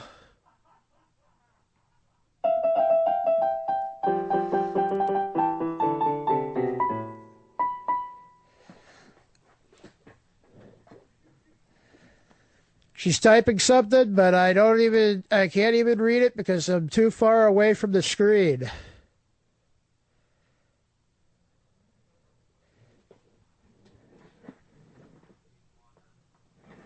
Hi, Crazed. Okay, cool. So what do you guys, so what's happening in the merry land of Pal Talk? Anybody want to wish me some love or some crazed hate or anything? I mean, come on. Somebody call. For the name of God. Give me some love. God.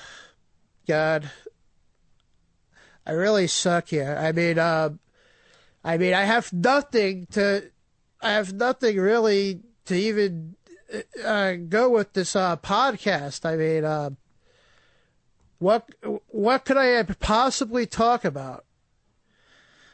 I mean, I've said basically everything that there was to say, you know? I mean,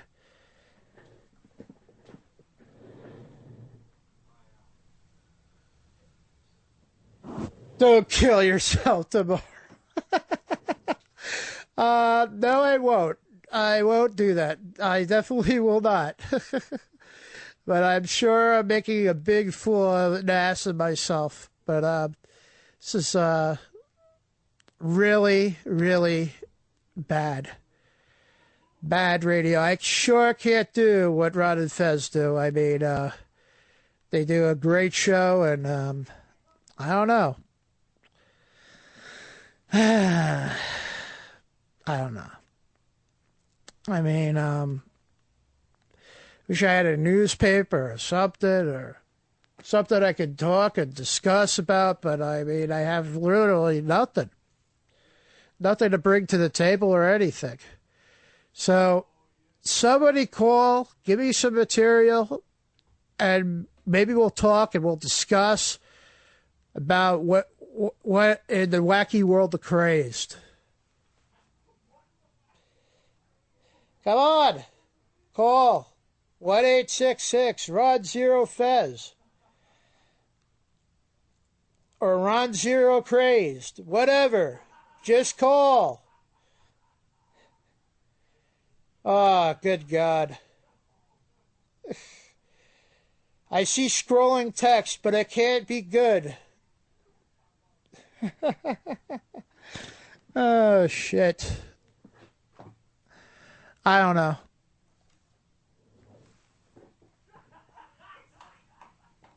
Somebody come in here. Ron giving me the thumbs up. I don't know what else to say. I mean, I'm doing horrible. Horrible, I tell you. Horrible. Oh, my God.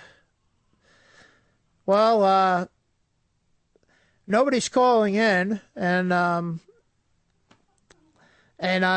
have nothing prepared for this, so I guess I'm going to just have to take a break, if that's possible.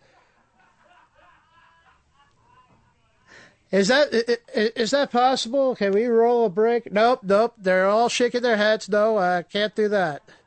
All right. Well, I'm just here then. I guess you guys have to put up with me.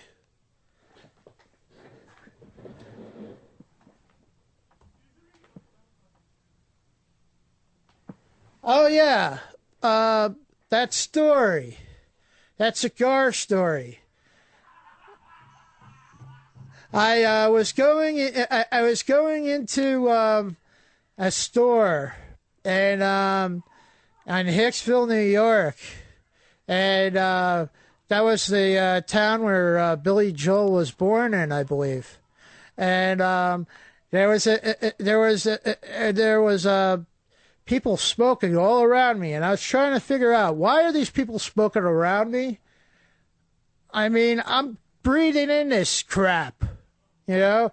And then I asked the guy if there was a phone booth, and there was no phone booth. So basically, I walked out, and 9 hours later, I was standing in front of Bar 9 beside Ron fucking Bennington, and he was smoking a cigar, and there was a phone booth right in front of me. Anybody have any comments? Call for the name of God. The name of God.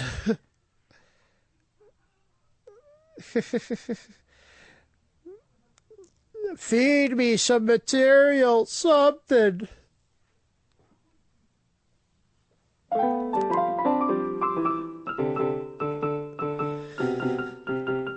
For your entertainment tonight, I shall play you a symphony, one with lovely melody and a lovely entertainment scene.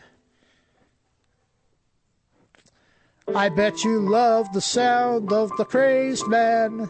Isn't he great? Somebody call and insult me. I don't know. But anyway, somebody call. Give me something to work with. I don't know. Anything.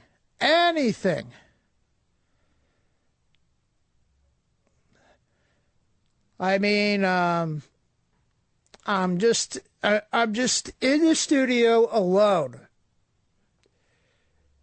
Ron and Fez just completely bailed out of me. Bailed out like about 10 minutes ago. And they're sitting on the bleachers with Franklin and Dean, Cypher's Film Dean, you know. And I'm here in the studio, just alone, you know. So, and I'm talking to you guys, you know. It's kind of amazing in a way, but I have no really anything to talk about or whatever, you know. So give me some material, give me an idea, give us a call at Rod 1-866 Rod 0 Fez 1-866 Rod 0 Fez. Anyone. I promise I will not jerk off to you on the phone.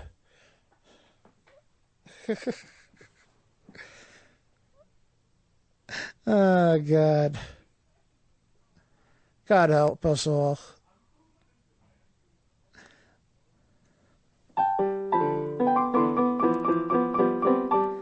I'm playing a symphony. Please call me today. Please call me around the way. One, do do do do do, do do do do do, do do do do, do do do do do. Makes me crazed just to be an average man. It makes me crazed just to be a well man. It makes me crazed to do my little thing. It makes me crazed just to be a man. Yeah. It makes me crazed. Yeah. Woo. Yeah. It makes me crazed just to sing this song. It makes me crazed to jump up and down all day long. Now somebody, please call 1-866 Rod 0 Fez 1-866 Rod 0 Fez. Pick up the phone and play it again. 1-866 Rod 0 Fez. Yeah. I'm almost out of time here, I think. I don't know. What time is it? Somebody tell me. Somebody even just give me a call to tell me what time it is. Anyone. I don't know. I'm waiting for somebody just to throw me out of here, maybe. I don't know. I mean... Craze!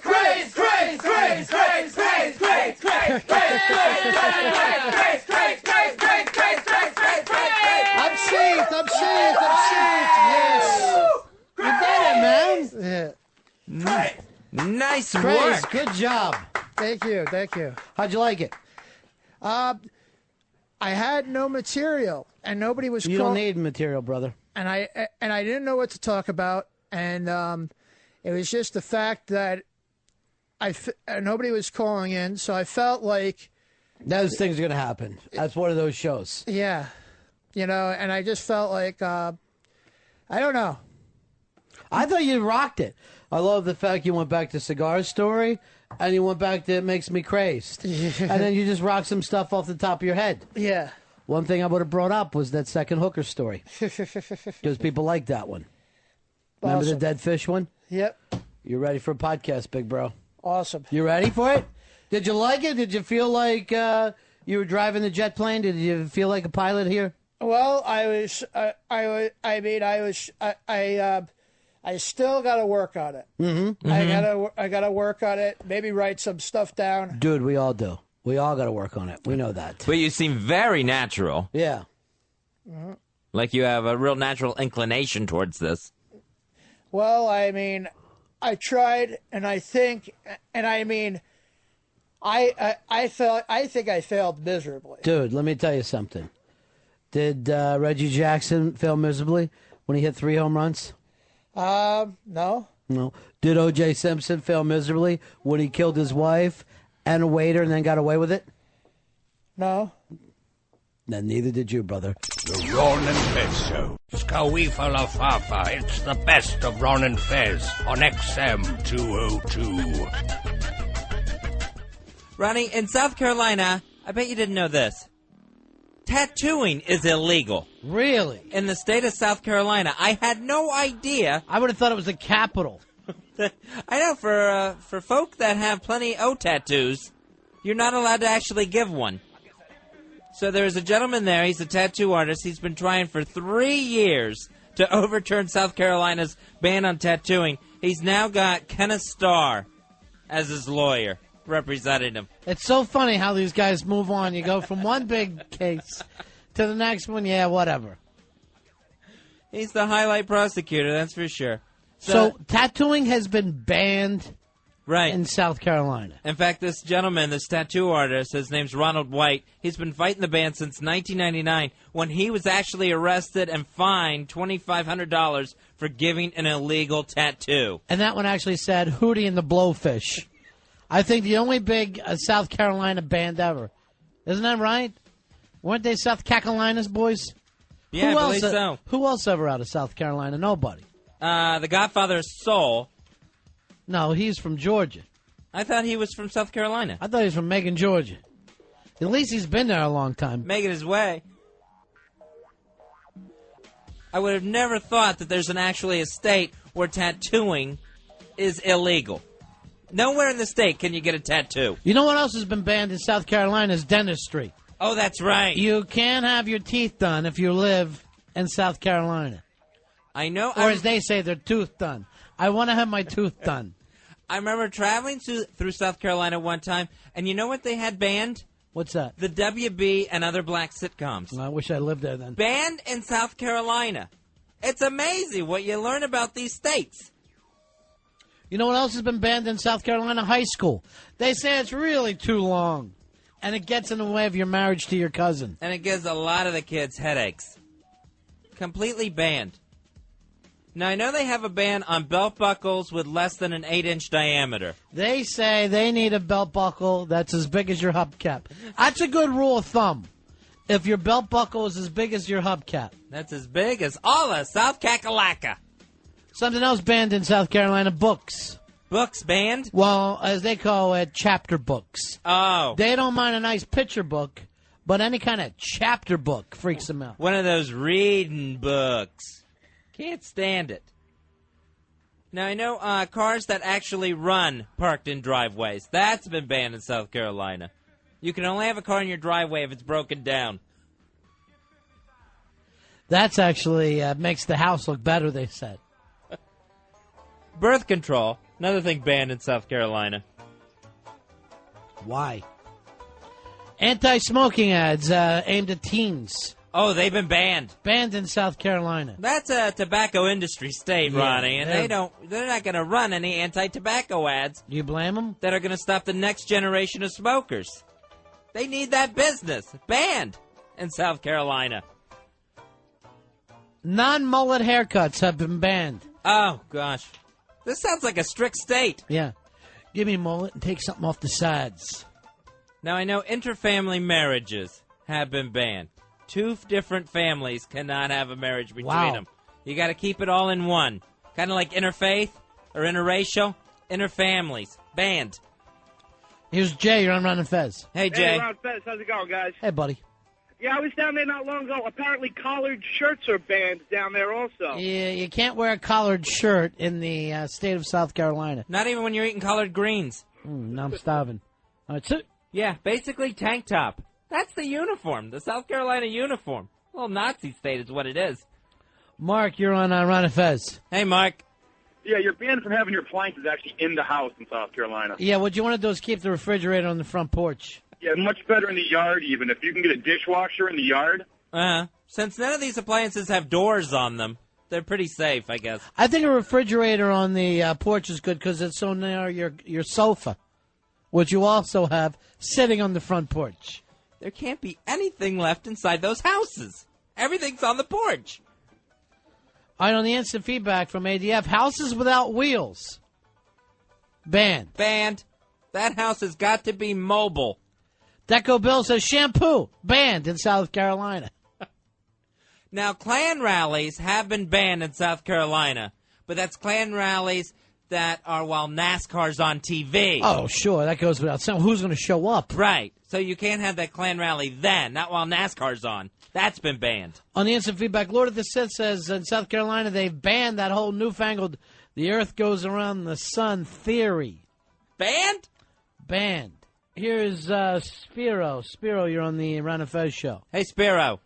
Hello? Hey, buddy. Hey, Ron. Hey, Fez. How you doing? Good. What can we do for catch you? you during the daytime again. Yeah. They Good to be here. banned chromosomes in the Carolinas. Banned chromosomes. Not that extra one. No. That they seem to enjoy so much. Jerry, you're on Ron and Fez. Jerry, what's Hi. up? Hi, Ron. Hi, Fez. Hi, Jerry. Yeah, you have to have a pickup truck with a rebel flag in the back window. Yeah, because after all, these colors don't run. And Confederate flagless cars have been banned in South Carolina. a lot of time it's good to have the shotgun hold up that rebel flag for you, so you stick that back there. That sends a message. You know, it's always a good feeling that you have a shotgun close to you while you're driving. In case you got to hit the brakes really fast. Blow your head off.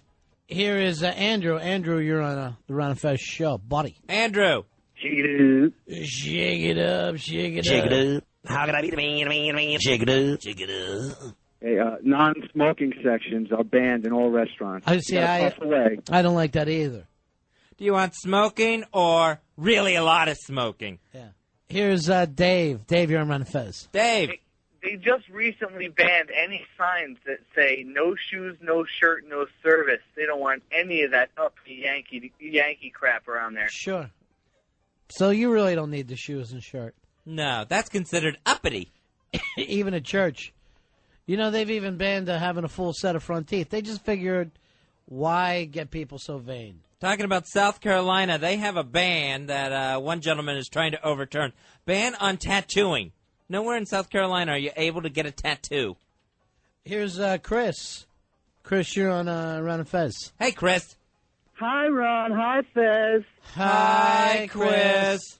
I recently heard that indoor plumbing has been banned in South Carolina. Ah. That's awful. Take a walk out to the bathroom, get a breath of fresh air. Kenny Allen for president says any comedy stylings outside of Jeff Foxworthy have been banned. No. Just Jeff Foxworthy. That is it. Now, I know telling Strom Thurmond that he died 20 years ago, that's been banned. Sure. Apparently, you're not supposed to mention it to the senior senator. Here's Chris. Chris. Hey, how are you? Good, buddy. Cars with less than 25 NASCAR stickers have been banned also. Of course they have. Banned. Also working on Richard Petty's birthday. Banned. He was the king. He and Elvis were both the king. That's nice. Here's Share crowns. Long live the king. The king is dead. Jason, you're on Ron and Fez. Jason. Hey, what's going on, fellas? Yeah. Butter. Yeah, I heard you can't drink a beer down there unless you got the remainder six-pack tied to your belt loop. That's a traveler. That's called a traveler down there. When you got the sixer tied right to your loop. That's nice. You always know where your beer's at. Here's Laura. You're on Ron and Fez. Hi, my name's Laura, and I'm calling in because I've done a lot of checking, and it seems that boxer shorts are banned in South Carolina. Except for by the mothers. The mothers still wear them. Thanks. With a flap in the back. Thank you for the call, Laura. Now, I know reporting domestic violence has been banned. Not domestic violence, but the actual act of reporting it. They call that bragging. And it's been banned. George, you're on Ron and Fez. George, what's going on? Hey, how you doing? Good, buddy. Listen, imported beers, and they banned all kitchens with no gun racks in them. The gun rack is next to the dish rack in every kitchen. Try not to get them too confused. Down there, when you say a woman has a nice rack, you're actually talking about her gun rack. Nice rack. Oh, yeah, keeps the shotgun right there. Beautiful. Here is Mike. Mike, you're on Ron and Fez. Hey, Mike, what's going on, buddy? Hi, Fez. Hi, Mike. Not doing it anymore. I'm hanging tough. I don't like it. 11295 here. All right, buddy. Hoo-ah! I heard they banned sport mascots down there. The only one they allow are the South Carolina Gamecocks. The Gamecocks, which actually has a question mark. Like, Gamecocks? Sure we are. Sure we're game. We're South Carolina, aren't we? Here's Dan. Dan, you're on Ron and Fez. Big ass 2655. All right. I heard that driving while not under the influence is actually illegal. Yeah, they making sure that when you're pulled over there and check for liquor, you better have had a couple. Sure, it's been banned. Here is Patrick. Patrick, you're on the Ron and Fez show. Patrick, what do you got for us? Hello, how you doing? Yeah, Go on Patrick, again. go ahead. I just wanted to say that South Carolina has banned any talk of the South losing the Civil War. Well, they're calling this a break and really a rest period. And they say there will be a do-over. Thank you, gentlemen. You have a great one. Yeah. Well, you too, Patrick. Thank you very much. Here's Teresa, you're on Ron and Fez. Teresa. Hi, Ron. Yeah. Fez. Yes, We're we're all both here. here. I love you guys. I'm so glad I got through. Well, we're glad I you're just, here. You know, I just had to tell We you. were I hoping wanted you to let would. You know that, You've really helped the show out a lot since you've called, so this is great. education beyond 6th grade has been banned. Well, that's, 6th grade's far enough. Thank you, Teresa. That's all you need. Thanks for loving us. Thanks for trying so hard to get through. Dan, you're on Ron and Fez. Billy, thanks for letting her. Ron. Hi, Fez. Hi, Dan. I'm done with this now. In South Carolina. No, that's our thing. You have to do it. In South Carolina, DNA testing cannot be submitted as evidence. Thank you very much. It all matches. There's only one DNA. They all match each other's. Now, I know mutant hate crimes are now banned Really? in South Carolina. You can't go out and just hurt mutants for the sake of it. Apparently, there's too many mutants there, and they have ordered a ban. Louie, you're on the air, buddy. Hi, Ron. Hi, Fed. Hi, Wooey. Martin Luther King's birthday's been banned. Yeah, but they do celebrate the day he was assassinated. It's James Earl Ray Day. They have huge parades, and people are shooting off fireworks. They have Ray Days. Are we going down for Ray Days again? No. I don't like it. Here's Eric. Eric, you're on Ron and Fez. Eric. Hey, boys. Yeah, buddy. 2607. All right. Hoo-ah! Cool. All right, the sale of television stands are banned in South Carolina. Because the TV just has to sit on that The old broken broken one. Right. We're all there with you, buddy. Yeah, we're with you 1,000,000%. Here is Sean. Sean, you're on Ron and Fez. Sean, what's happening? Hey guys, how you doing? Hey, buddy. I heard Good. that furniture not propped up on coffee cans has been banned in South Carolina. All right. Hey, Fez, that reminds me. How's your mother? Red Road. All the furniture on Fez's in his house they grew up in is up on paint cans. We flood a lot where I live. Nothing your dad can do about that? Put in, change the landscaping? He tried raising the patio, but now that thing is like 8 inches high. The floor, you have to step up to go out on the patio, and it still doesn't work. We're still getting flooding. So now he says, F it, I'm just keeping everything up on paint cans. Sure. That's a shame since your dad spent $7,000 for that house. Even on sunny days, the furniture's up on the paint cans. Here's Greg. Greg, you're on Ron and Fez. Greg. Ron Fez. Hey, buddy. Buddy. I just heard that women are not allowed to run around with bruises. We'll try to find one anyway. Any store outside the Walmarts have been banned. Yeah, I heard all tag teams but the Hardy Boys have been banned. Well, they are. Take that, Manelli. Wow, a swipe at John. Because there was wrestling talk. It only lasted 2 seconds. It's not going to hurt anything. He just red lighted you, Fez. He wants to speak to you in his office. Turn off that red light. Oh, they're high flyers, them Hardy Boys. They fly high, boy, like a free bird in the sky. They actually took away Jeff Hardy's title last night. It just doesn't exist anymore. Evaporated. What a loser that guy is. But he lost to Rob Van Dam. He's Mr. Monday Night. He's Mr. Pay-Per-View. He's the whole damn show. That's him. Rob Van Dam. Chris, you're on Ron and Fez. Chris. Hey, what's up, guys? Buddy. All cars that are not painted like the General Lee are now banned. Well, they should be, because that was one attractive car. With the doors welded shut. You don't want to take that extra time of opening the car to get in it. Here's George. George, you're on the air, buddy. George. How you doing? Good, buddy. What can we do for you? Nothing. Listen, they banned all canvas paintings. They have to be on velvet. Thanks a lot. Hear that, artist? Steve on the instant feedback says gas caps have been banned in South Carolina since you really only need a rag in there. Perfect. I like sometimes when people take a rag and the rubber band just so they make sure it's safe. That way it doesn't go flying off while you're driving. An actual safety procedure. Because gas can't get through cloth. We all know that. I have a gas-soaked rag hanging out of your car. Ben, you're on the air, buddy. Ben, what's up? Buddies. Buddy. 2558 over here. Nice. I got Speed Stick and Bic, but they always got something to cut the top of their hair with. They just don't know how to get to the facial hair. So funny. How about full beards have been banned just for long, scraggly sticks on the side and then a little bad beard? Just like ass hair on their face. Like ass hair on their face. Kenny. Real nice Kentucky Headhunters look.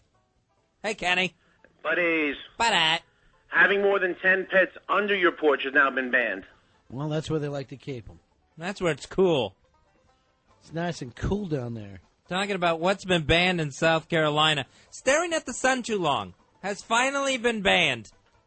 Apparently a lot of folk in South Kakalaka were just staring up at that fireball, as they call it. Here's Tommy. You're on the air, buddy. Shake it up. Oh, shake it up. Shake it up. Shake it up.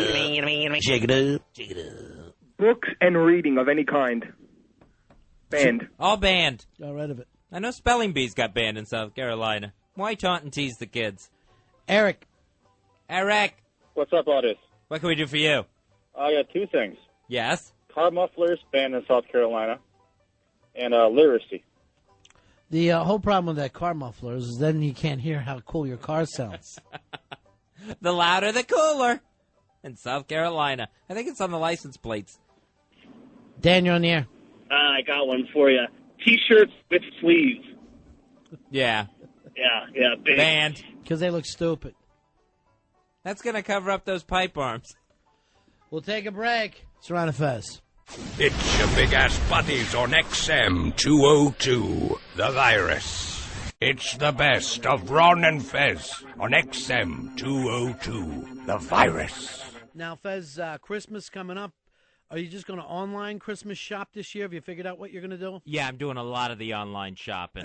Yeah. A lot of I can go to, Amazon.com, ToysRUs.com. I'm coming up with a thing now. I just send out Christmas cards to my family, and I just say a donation has been made in your name. To what? I don't know. I just, basically, I feel like they should just be happy knowing that donations are being made. And that'll their names. That'll happen throughout the year. It's not a one-day thing with me. I'll be making donations here and there. Like $25 is going to ronfez.net for one of those beautiful little bracelets that you get where you can eat and drink for 3 hours. And then you can actually write that relative's name on your drink bracelet. This is for Aunt Flossie. Thank you very much. So I don't get caught up in it. And because I don't, I got Mikey Boy showing me the video iPod. I don't know what to get kids anymore. I'm all lost on it. At Thanksgiving, I went home to saw the family. My little niece is like 5 years old, and she had a Candyland game. Remember Candyland? Oh, yeah. It was like the first board game that you would ever get as a kid, and it was fun just to play a board game again with her. And this is, I swear to God, a true story. She wants to hop up and do something. While we're playing, she goes like this. I'll be right back. Pause it. I go, it's a fucking board game, honey. Uncle Ronnie can't pause it. So while she ran into the bathroom, I put her all the way back. Destroyed her. See, it didn't pause. It rewound. I think Candyland, first board games. The kids, you're the closest one, Champ, to being a kid. Do kids still play any board games at all? Is all the same games still out there and just no kids are playing them? Monopoly, Monopoly pops every once in a while when Right. people get bored. Because they attempted to put Monopoly like on a video game, and you really can't play it that way. It has to be played as a board game. Right, where the car actually drives. And when I play Monopoly, no fucking around. I'm serious when I play the game. None of this, we throw a bunch of money in the middle, and then we land on free parking. I'll grab the rules and show me where the hell it is in the rule book. I play the same way Hugh Hefner plays, right by the book. I don't like playing around. What board game you and your cousins always play, Fez, when you were a kid? We always played Sorry. where you could knock someone's piece all the way back to the beginning. You had to get all 4 of your colored pieces Never played. into the home base, and then you could land on them and say sorry, and you knock them all the way back. That's the one with the die in that little bubble, and you press it and it pops up, or no? No, that's trouble. Yeah, it's trouble. It's a whole different thing, champ. You got to be on top of it if you're grabbing a mic here. Some games, it seems like for me there was some things that for Christmas you would get the same ones every single year. Slinky, every year of your life. Fez, you never had a Slinky because obviously growing up in Florida. No steps. There's really no use of having a Slinky. You put a Slinky in Florida, it's just going to sit there on the ground. There's nowhere for it to slink. But I will go old school enough to say I remember the metal Slinkies, which were basically weapons. That if that Slinky broke, you could disembowel a dog with it. It was a vicious, vicious thing. I wrapped a metal Slinky around my cousin's neck and almost decapitated him during a fight we were having. I got a yo-yo every year, a Duncan yo-yo. Duncan yo-yo. Yeah, you would always get a yo-yo. Etch-a-Sketch, another big prize. Right. Would show up every single year. Did you ever break open your Etch-a-Sketch to see what that stuff was inside? No. Yeah, it was like this real, I don't know what it was. It was this silver thing. I had broken it open. I cut a rail. I just snorted it real quick. And after that, you pull on my ears and a square would pop up on my forehead. But you could shake it out. Oh, good. You could actually just shake it out. Here's Jay. Jay, you're on the Ron and Fez show. How you doing, buddy? Hey, Jay. Hey, Fezzy. How are you? Good, buddy. What can we do for you today? You sounded good. Thank you. My 5-year-old still plays Boggle. I don't know the game of Boggle. I'm not familiar with it. It's a stupid game where you press in the middle and it gives you a number and you can advance these stupid little cones up to the front. He's only 5, but he still likes the Candyland, the Chutes and Ladders. Shoots and Ladders was a big one. That was, again, one of the real early board games you would get. You'd be like 6 or 7 and lock up a Shoots and Ladders for yourself. Here's Loose Stool. You're on Ron and Fez. How you doing, buddy? Hey, what's going on, guys? Yeah. Welcome back, Fez. You're kicking ass, brother. Thank you, Luce. Hey, man, what about Stretch Armstrong? Remember that dude, man? Me and my brother would stretch that dude till his balls tore in half, and then that red shit would go everywhere. Yeah, Stretch Armstrong. It actually, there was something about that game that it felt good. It was almost like a spa treatment. As you were working out, you would feel the young tension in your shoulders leaving. And you would get a friend or a brother or something to see how far you could stretch that mother. Yeah. That was an every year gift, too. It was just part of it. Silly Putty. I don't even know if that exists anymore. But the special Silly Putty that you could put on the newspaper and pull the print off, I just loved. We would get Play-Doh. December 25th. By December 26th, it was taken away from us. Now, I don't think Play-Doh even will be in a modern home because of that. Where our parents knew, like, yes, you have kids, sometimes there's going to be clay on the lampshade. It's going to happen. It would get stuck in the shag carpet. Yeah. Here's Dennis. Dennis, you're on Ron and Fez. How you doing, pal? Hey, buddies. Yeah. Hey, yeah, we still play Candyland, but we turn it into a drinking game. Every spot is a second, so you get all the way up to the top. Yeah. You give out the seconds. You get back to the bottom. You got to drink seconds yourself. All right, I like it. I had no idea Candyland kicked over as a drinking game. 866-RON-0-FEZ, 866-RON-0-FEZ. I wonder if you attempted to buy board games for your nieces and nephews now, if they would just stare at you like you handed them shit in a package. Yeah, they wouldn't know. They'd be looking at it, trying to figure out where it plugs in or the batteries go. But believe me, they would have some fun with it. What was the little games that they would be like, you could build stuff, they'd be like little round things, and there was like sticks? Oh, Tinker Toys? Yeah, that's what I'm looking for, Tinker Toys. I used to love those bastards. Then they made like a jumbo size. Yeah, I never liked anything that they tried to upgrade and make bigger. Anytime they do that, it's just like, you're jumping the shark. I did have a niece that was into the Cootie Bug game. Oh, yeah. Where you got to put the Cootie Bug together. You got to get legs and stuff by rolling the dice. I remember that. And Mr. Potato Head is still out there. Hey, Matt, you're on the Ron and Fez show. What's going on, guys? Yeah. I work at Hasbro in Rhode Island. Well, you must have the greatest job of all time, then. I do. It's pretty phenomenal. And, yeah. We're just selling just as many board games as ever. Now, what games do you guys have? We do all the Parker Brothers. We got Monopoly, Trivial Pursuit, Love. Ladders, Clue, Candyland. So it's still out there now. Is it with kids or is it adults still playing those games? Both kids and adults. We got a lot of like Trivial Pursuit. They have all the different versions now. We got like Star Wars and Lord of the Rings Trivial Pursuit. Same thing with Monopoly. They have like 80 different Monopolies. So Monopoly. There's a Monopoly for every city. You ever Yeah. notice that? Like, Right. St. Louisopoly. Yeah, okay, I want to play that. Red Sox versus Yankees Monopoly. And Yeah. Me personally, I just have to have standard. I like the standard Monopoly game.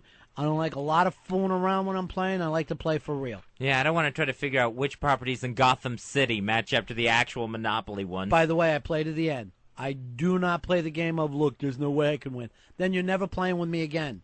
Ron, what piece do you use? Because I know that's a serious part of everyone uses the same piece every time. You know, I'm kind of a fan of the shoe. The show. I'll use the race car if somebody else makes a big deal out of it. I'm not using the little dog. I like the top hat. Yeah, I was always the ship. I like the ship the best. I don't blame you. All right, Matt, congratulations. You're basically Willy Wonka.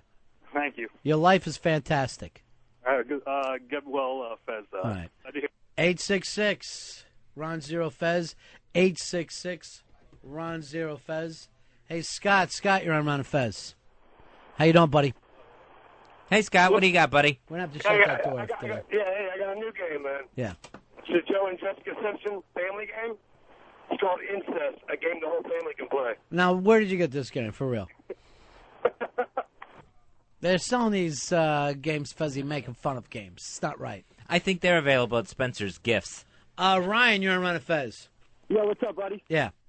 Hey, Ronnie, make that check out to the Human Fund, Costanza style. Oh, that's right. Costanza would make out checks to the Human Fund. This money has been given to the Human Fund. What an all-encompassing charity that is. I don't like the idea of gifts at Christmas. I'm not good at giving them. I'm not good at getting them. I don't like the whole gimmick behind them. I'm just going to ignore Christmas from now on. Not the Christmassy part. That I think is fine. The whole commercialization part, I got no time for. I'm Charlie Brown, Earl. From this point on, I'm going to live my life like Charlie Brown. That's where you would start playing the Charlie Brown music that we love so much. He's sick today. He doesn't know what he's doing. Even Earl's gone commercial. Yeah. Even my dog has gone commercial. Hey, Scott, you're on Ron and Fez. Hey, guys. Yeah. Fez, what about Mousetrap? You remember that stupid game? Oh, yeah. It took forever to put together, and then it really didn't drop on a mouse. Yeah, I never actually played that game. You know, the way it's supposed to be played. Game. You had to play that. That was one of the games that looked a lot better in the commercials. I got another one for you, Operation, where it seemed like this is going to really prove that I'm a doctor. I've got the hands to be a doctor. I know I can pull it off. And then it just blew. Remove Funny Bone. You know, my cousin had a easy bake oven. Oh, we're going to make cupcakes. Oh, this is going to be great. We're going to make a cake.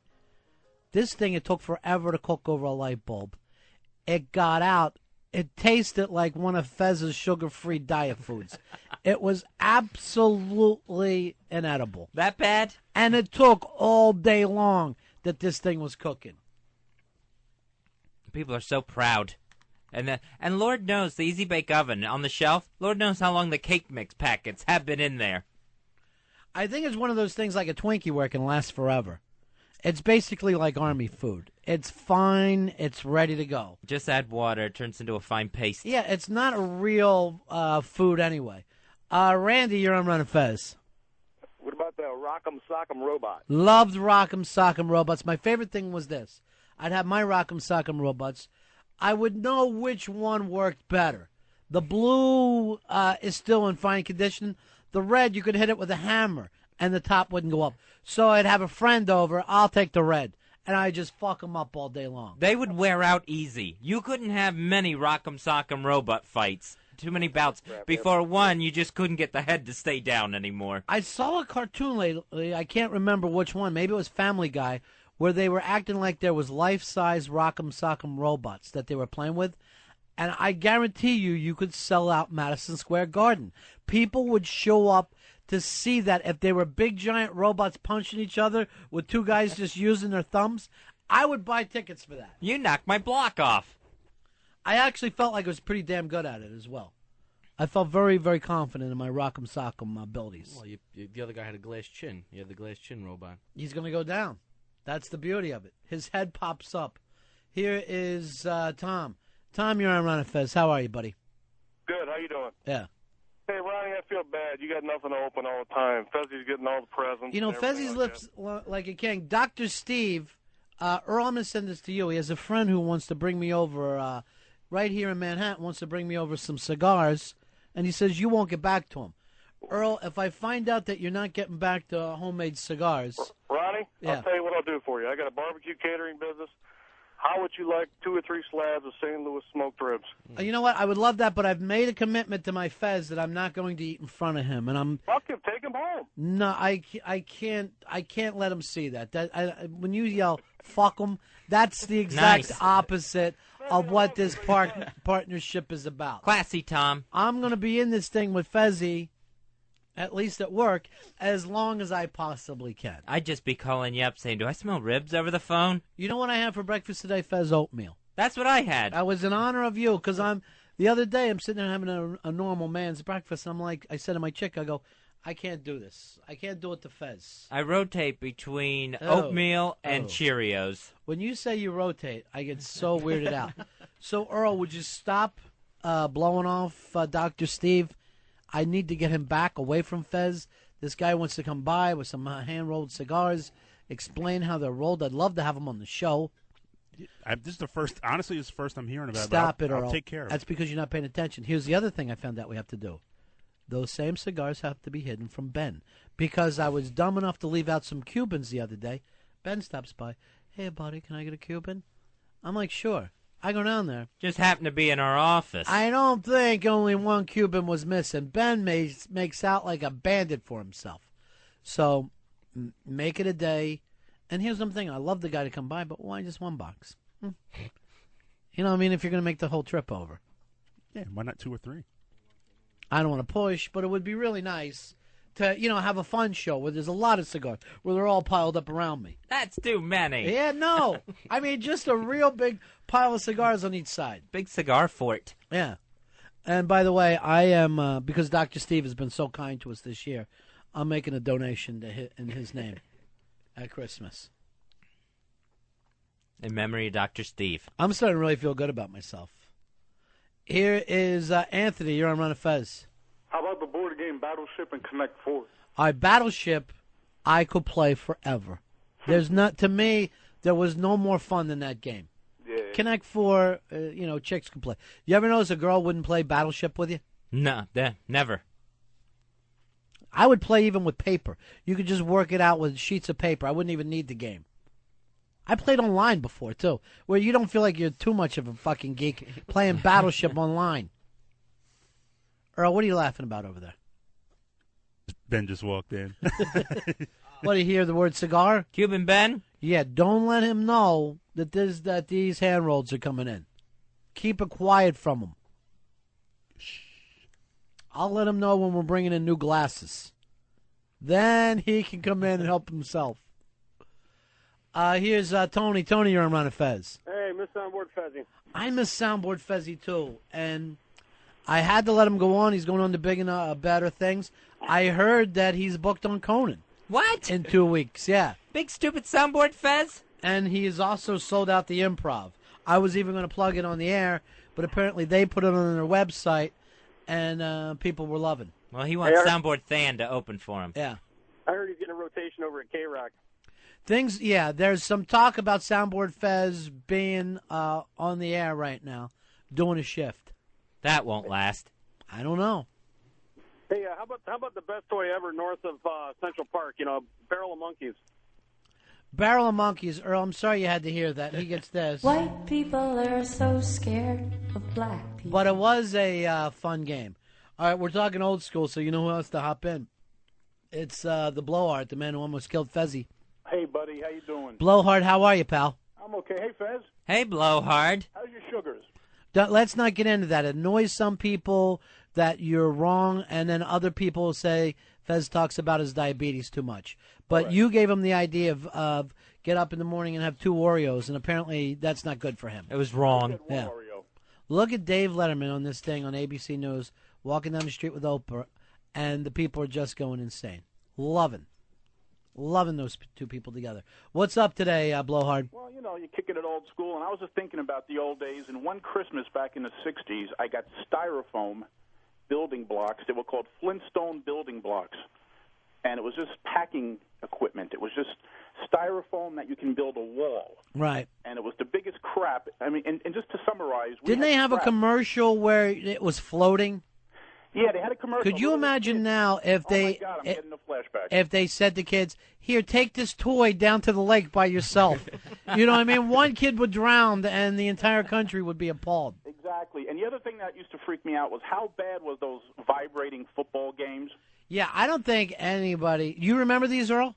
The vibrating football game? There was a vibrating football game and a vibrating baseball game. Yeah. So the vibrating football game, it would take forever to set up. You had to paint the guys different colors. Exactly. You would set it all up. You would lose the little kind of felt football, and you would have to stick. Like a spitball. You put a spitball in there, or a matchstick, something. You try to kick a field goal. And it would start to vibrate, and then the players would just try to move. It never was any fun at all. Nothing at all. Hockey games. They had the hockey games with the guys would just you pulled along. No, those things were actually cool. They were a lot of fun. Yeah, they were fun if you had the room. I mean, I had a small bedroom, and it was just like I was up on the windowsill trying to play them on. It was always the Canadiens against the Maple Leafs. But that vibrating football game, I would always be so excited to have it. It would never walk. Then one time, I hear in the cellar the vibrating football game's on.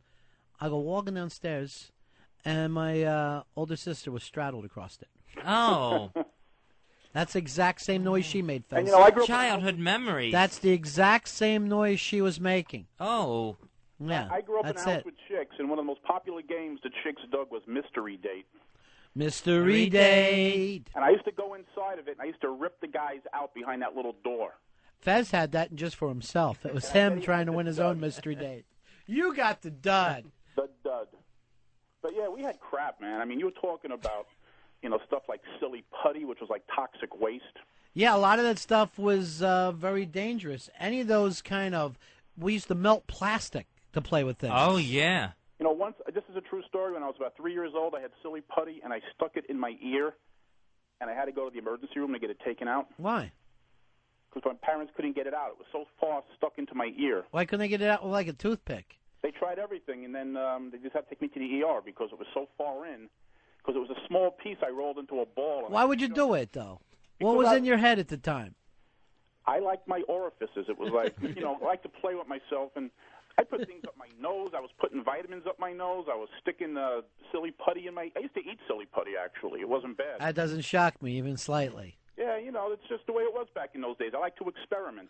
Another time I had a little good humor truck, a little metal truck. Everything in those days was like razor What hole did that go in?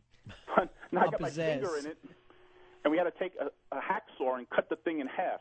Brand new toy on Christmas morning. I remember one time my dad had to take it. My brother had stuck his finger in the top of a football helmet. You know how they had those little air holes? Right. His hand got in there, and it was stuck. He couldn't get it out. And my dad takes a hammer and shatters the football helmet. I'm like, this is fucking great. Thanks. Because in those days they made the toys out of metal that was like sharp razor-like metal, steel toys and tin. And if you got your finger stuck... Right, even your bike would rust and be really a dangerous, sharp thing. Everything had jagged edges. That Royce Union bicycle with the banana seat and the rust all over the... Oh, God. Those And the sissy bar. Kids today got it so easy. Hey, all these kids today with their MTV. All right, thanks a lot, Blowhard. Thanks for getting elderly faster than anyone else in history. Anytime that you yell kids today, you know that you've given up on life. Neil, you're on the Ron and Fez show. How you doing, buddy? Hey, pretty good, buddy. Cool. Yeah, me and my brother, we used to love playing Twister. Twister was like one of our favorite games. Yeah. Until we were woken up one night. There was some racket downstairs, and we go down there, and my mother and father with the neighbors, basically naked, playing naked Twister. And ever since then, it was a little weird for me and my brother to play after that. No, they would have had to been drunked up at the time, of course. What did they say when their kids come downstairs and they're naked with the neighbors? Left hit green. Yeah. Yeah, we were kind of just peeking, like through the Right. railing. So they didn't know. No, they didn't know we were kind of spying on them, but then we tried to play it, and we didn't know if we were supposed to take our clothes off. Yeah, right. You end up, you're cornholing your little brother.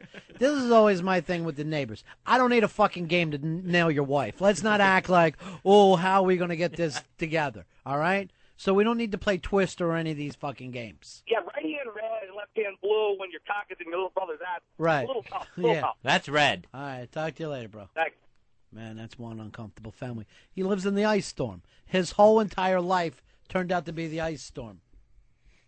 Here's Possum. Possum, you're on the Ron and Fez show. Yes, how you doing, boys? I'm okay, buddy. Hey, Fez welcome is back, fine. Fezzy. Thank you. Hey, when I was younger, Hungry Hippos was a big popular one. Hungry Hippos. I remember that one. Yeah, and when I got older, backgammon I love backgammon. Remember the Chinese checkers? I don't even know how you play that, but it was played with, like, marbles. Yeah, on like a big star. Yeah. And you move the marbles across that. I never knew how to play that either. I played it. I used to know because you could jump over your own marbles, whatever. But I went over to China a few years ago.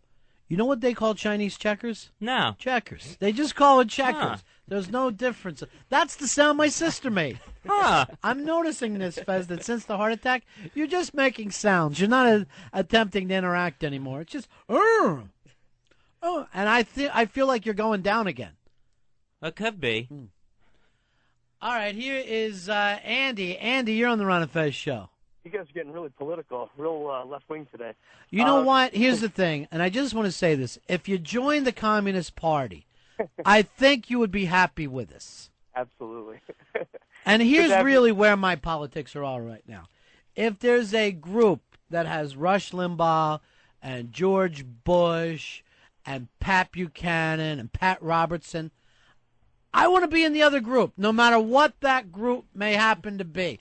I want to be across the street from that group. So that's my politics of today. I agree 100%.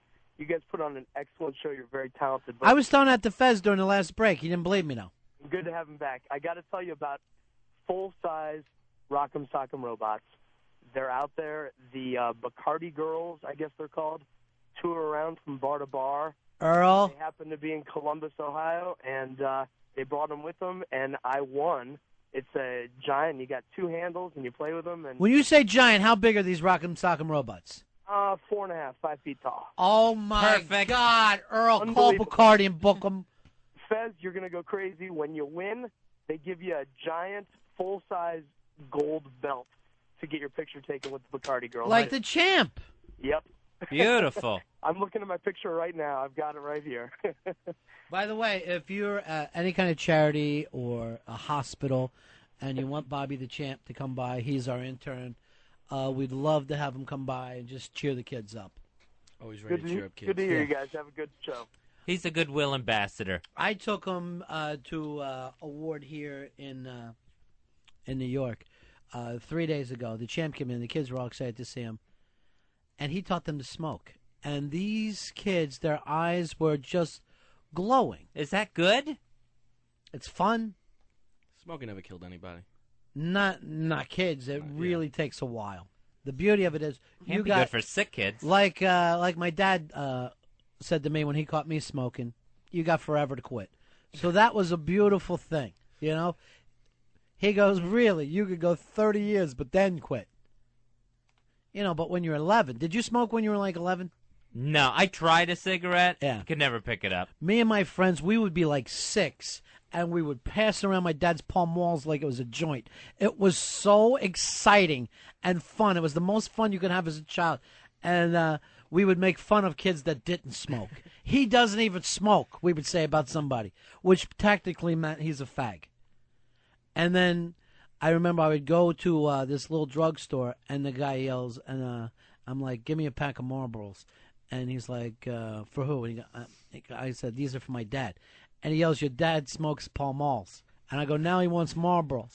And he's like this, I'm going to ask him. He's yelling at him as he's still selling them to me. A dad would never switch brands. Yeah. That wasn't going to happen. Here's the weird thing. He never brought it up to my old man. You know why? Why? Money. Why wouldn't he try to make money if he could? That's the same noise my sister made, Fez. When I find them making noise, that's going to be the new joke. Fez, I see you got your own T-shirt here that's going around. Mikey Boy brought one in. And it's the Fez Whatley posse. Bay Fez is the big one. Yeah, this is a creation, I believe, of Photoshop Mike. Yeah. And he's basically morphed my face with Andre the Giant's. Yeah. And then spread the iris on the back. But I want that to be changed, too. That's the same sound my sister made. And see, we need a catchphrase. Something like that. See if it'll catch on. Here's the problem with catchphrases. You've got to switch them up all the time. I don't know whether you saw Letterman the other night when Regis was on with him. No, I missed that. So Regis is doing his song, and out walks Donald Trump, and he does the "You're fired" line and looks at the audience like he wants to get the big response that he was getting 2 years ago. And nothing comes back. And you saw that he kind of figured it out. He gives that smile and walks away. But a catchphrase will not last forever. No, he thinks he's Bart Simpson with the I didn't do it or it wasn't my fault episode, whatever that was, where it just has the audience going insane. And then how did the episode end? Nobody bought it anymore. That's what is happening with You're Fired. You don't get, at one time, the whole country said, you look marvelous. And then people who weren't funny could say, you look marvelous. And then other people would laugh, and it would be a wonderful thing. You don't want to be the last guy saying you look marvelous. That's a problem. Yeah, Dana Carvey, if he came out and said, isn't that special? I don't think it would be. And yet, Trump is not aware of this yet. He's still thinking it's work. I love the TNT, though. I love a Trump and tonic. I'm not going to lie to you. I feel like it's catching on in a big, big way. Mark the Trucker, you're on Ron and Fez. Yeah, I was going to say there's nothing better than stealing your little brother's Tonka truck from Christmas than tying it to the back end of your car while you drive around. Well, I mean, if you're old enough that you're driving, you should not be tormenting a brother. It's funny if it's an 11-year-old doing it to a 6-year-old. A 16, 17-year-old doing that stuff, it's just awful. Some things you got to outgrow eventually. That makes you a bad human. Here's Rich. Rich, you're on Ron and Fez. Hey, yeah, hi, Ron and Fez. I'm like playing doctor with my female cousins in the summer now? when they came over for Christmas. What do you want us to say to that, Rich? I'm just telling you that's what we played when they came over. How old were you? I think about 4, 5, 6 years old. Yeah, he was 23. Doctor was very, very big in my neighborhood. One of my friends attempted to take a girl's temperature with a stick. Oh, that got back up, and I gave or attempted. I believe I did a good job of it. Gave her an enema with a garden hose. So we're anally working her over. You guys had a specialty. And when the dad shows up and is asking your family, did he have a garden hose and did his friend have a stick near my daughter's ace? It's pressure like you would never even understand as an adult. I guess, basically for you at that age, it's almost like being busted for gigantic drugs. Yeah, because it's like, even though if you don't understand everything that's going on, you still understand the badness of it. We understood a hose in the ass was very exciting to us. We were, you're not having sex, but you're totally turned on at that age. And we're like, you want to be in the club, you gotta meet the doctor. The doctor's and I will club. fully admit it was this other kid's idea.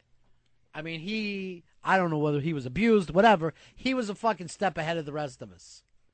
I'm like, well, let me squirt it down a little bit. Let me see what happens here. I think it could be interesting. Wonder if he went on to be a real doctor. I don't think so. Not this kid. I think he went on to be a real pervert, is where he was. Now, did you see Australia furious with Singapore because they went and hanged somebody for selling drugs? Yeah, Singapore said, well, he had a really nice visit with his family before he was executed. So, yeah, hung. Guy had less than a pound of heroin, and they hung him. Now, to us, this looks like crazy, sadistic behavior, right? Yeah, oh, yeah. This is how we look to the rest of the world when we're putting people to death, when they're going, why would a country kill somebody? It's exactly the way we look. And you're thinking all he had was heroin. He should die. He should be hung for that. You get a caning for graffiti. Right. That was the Michael Fay kid. There is no way in the world that I want to visit Singapore.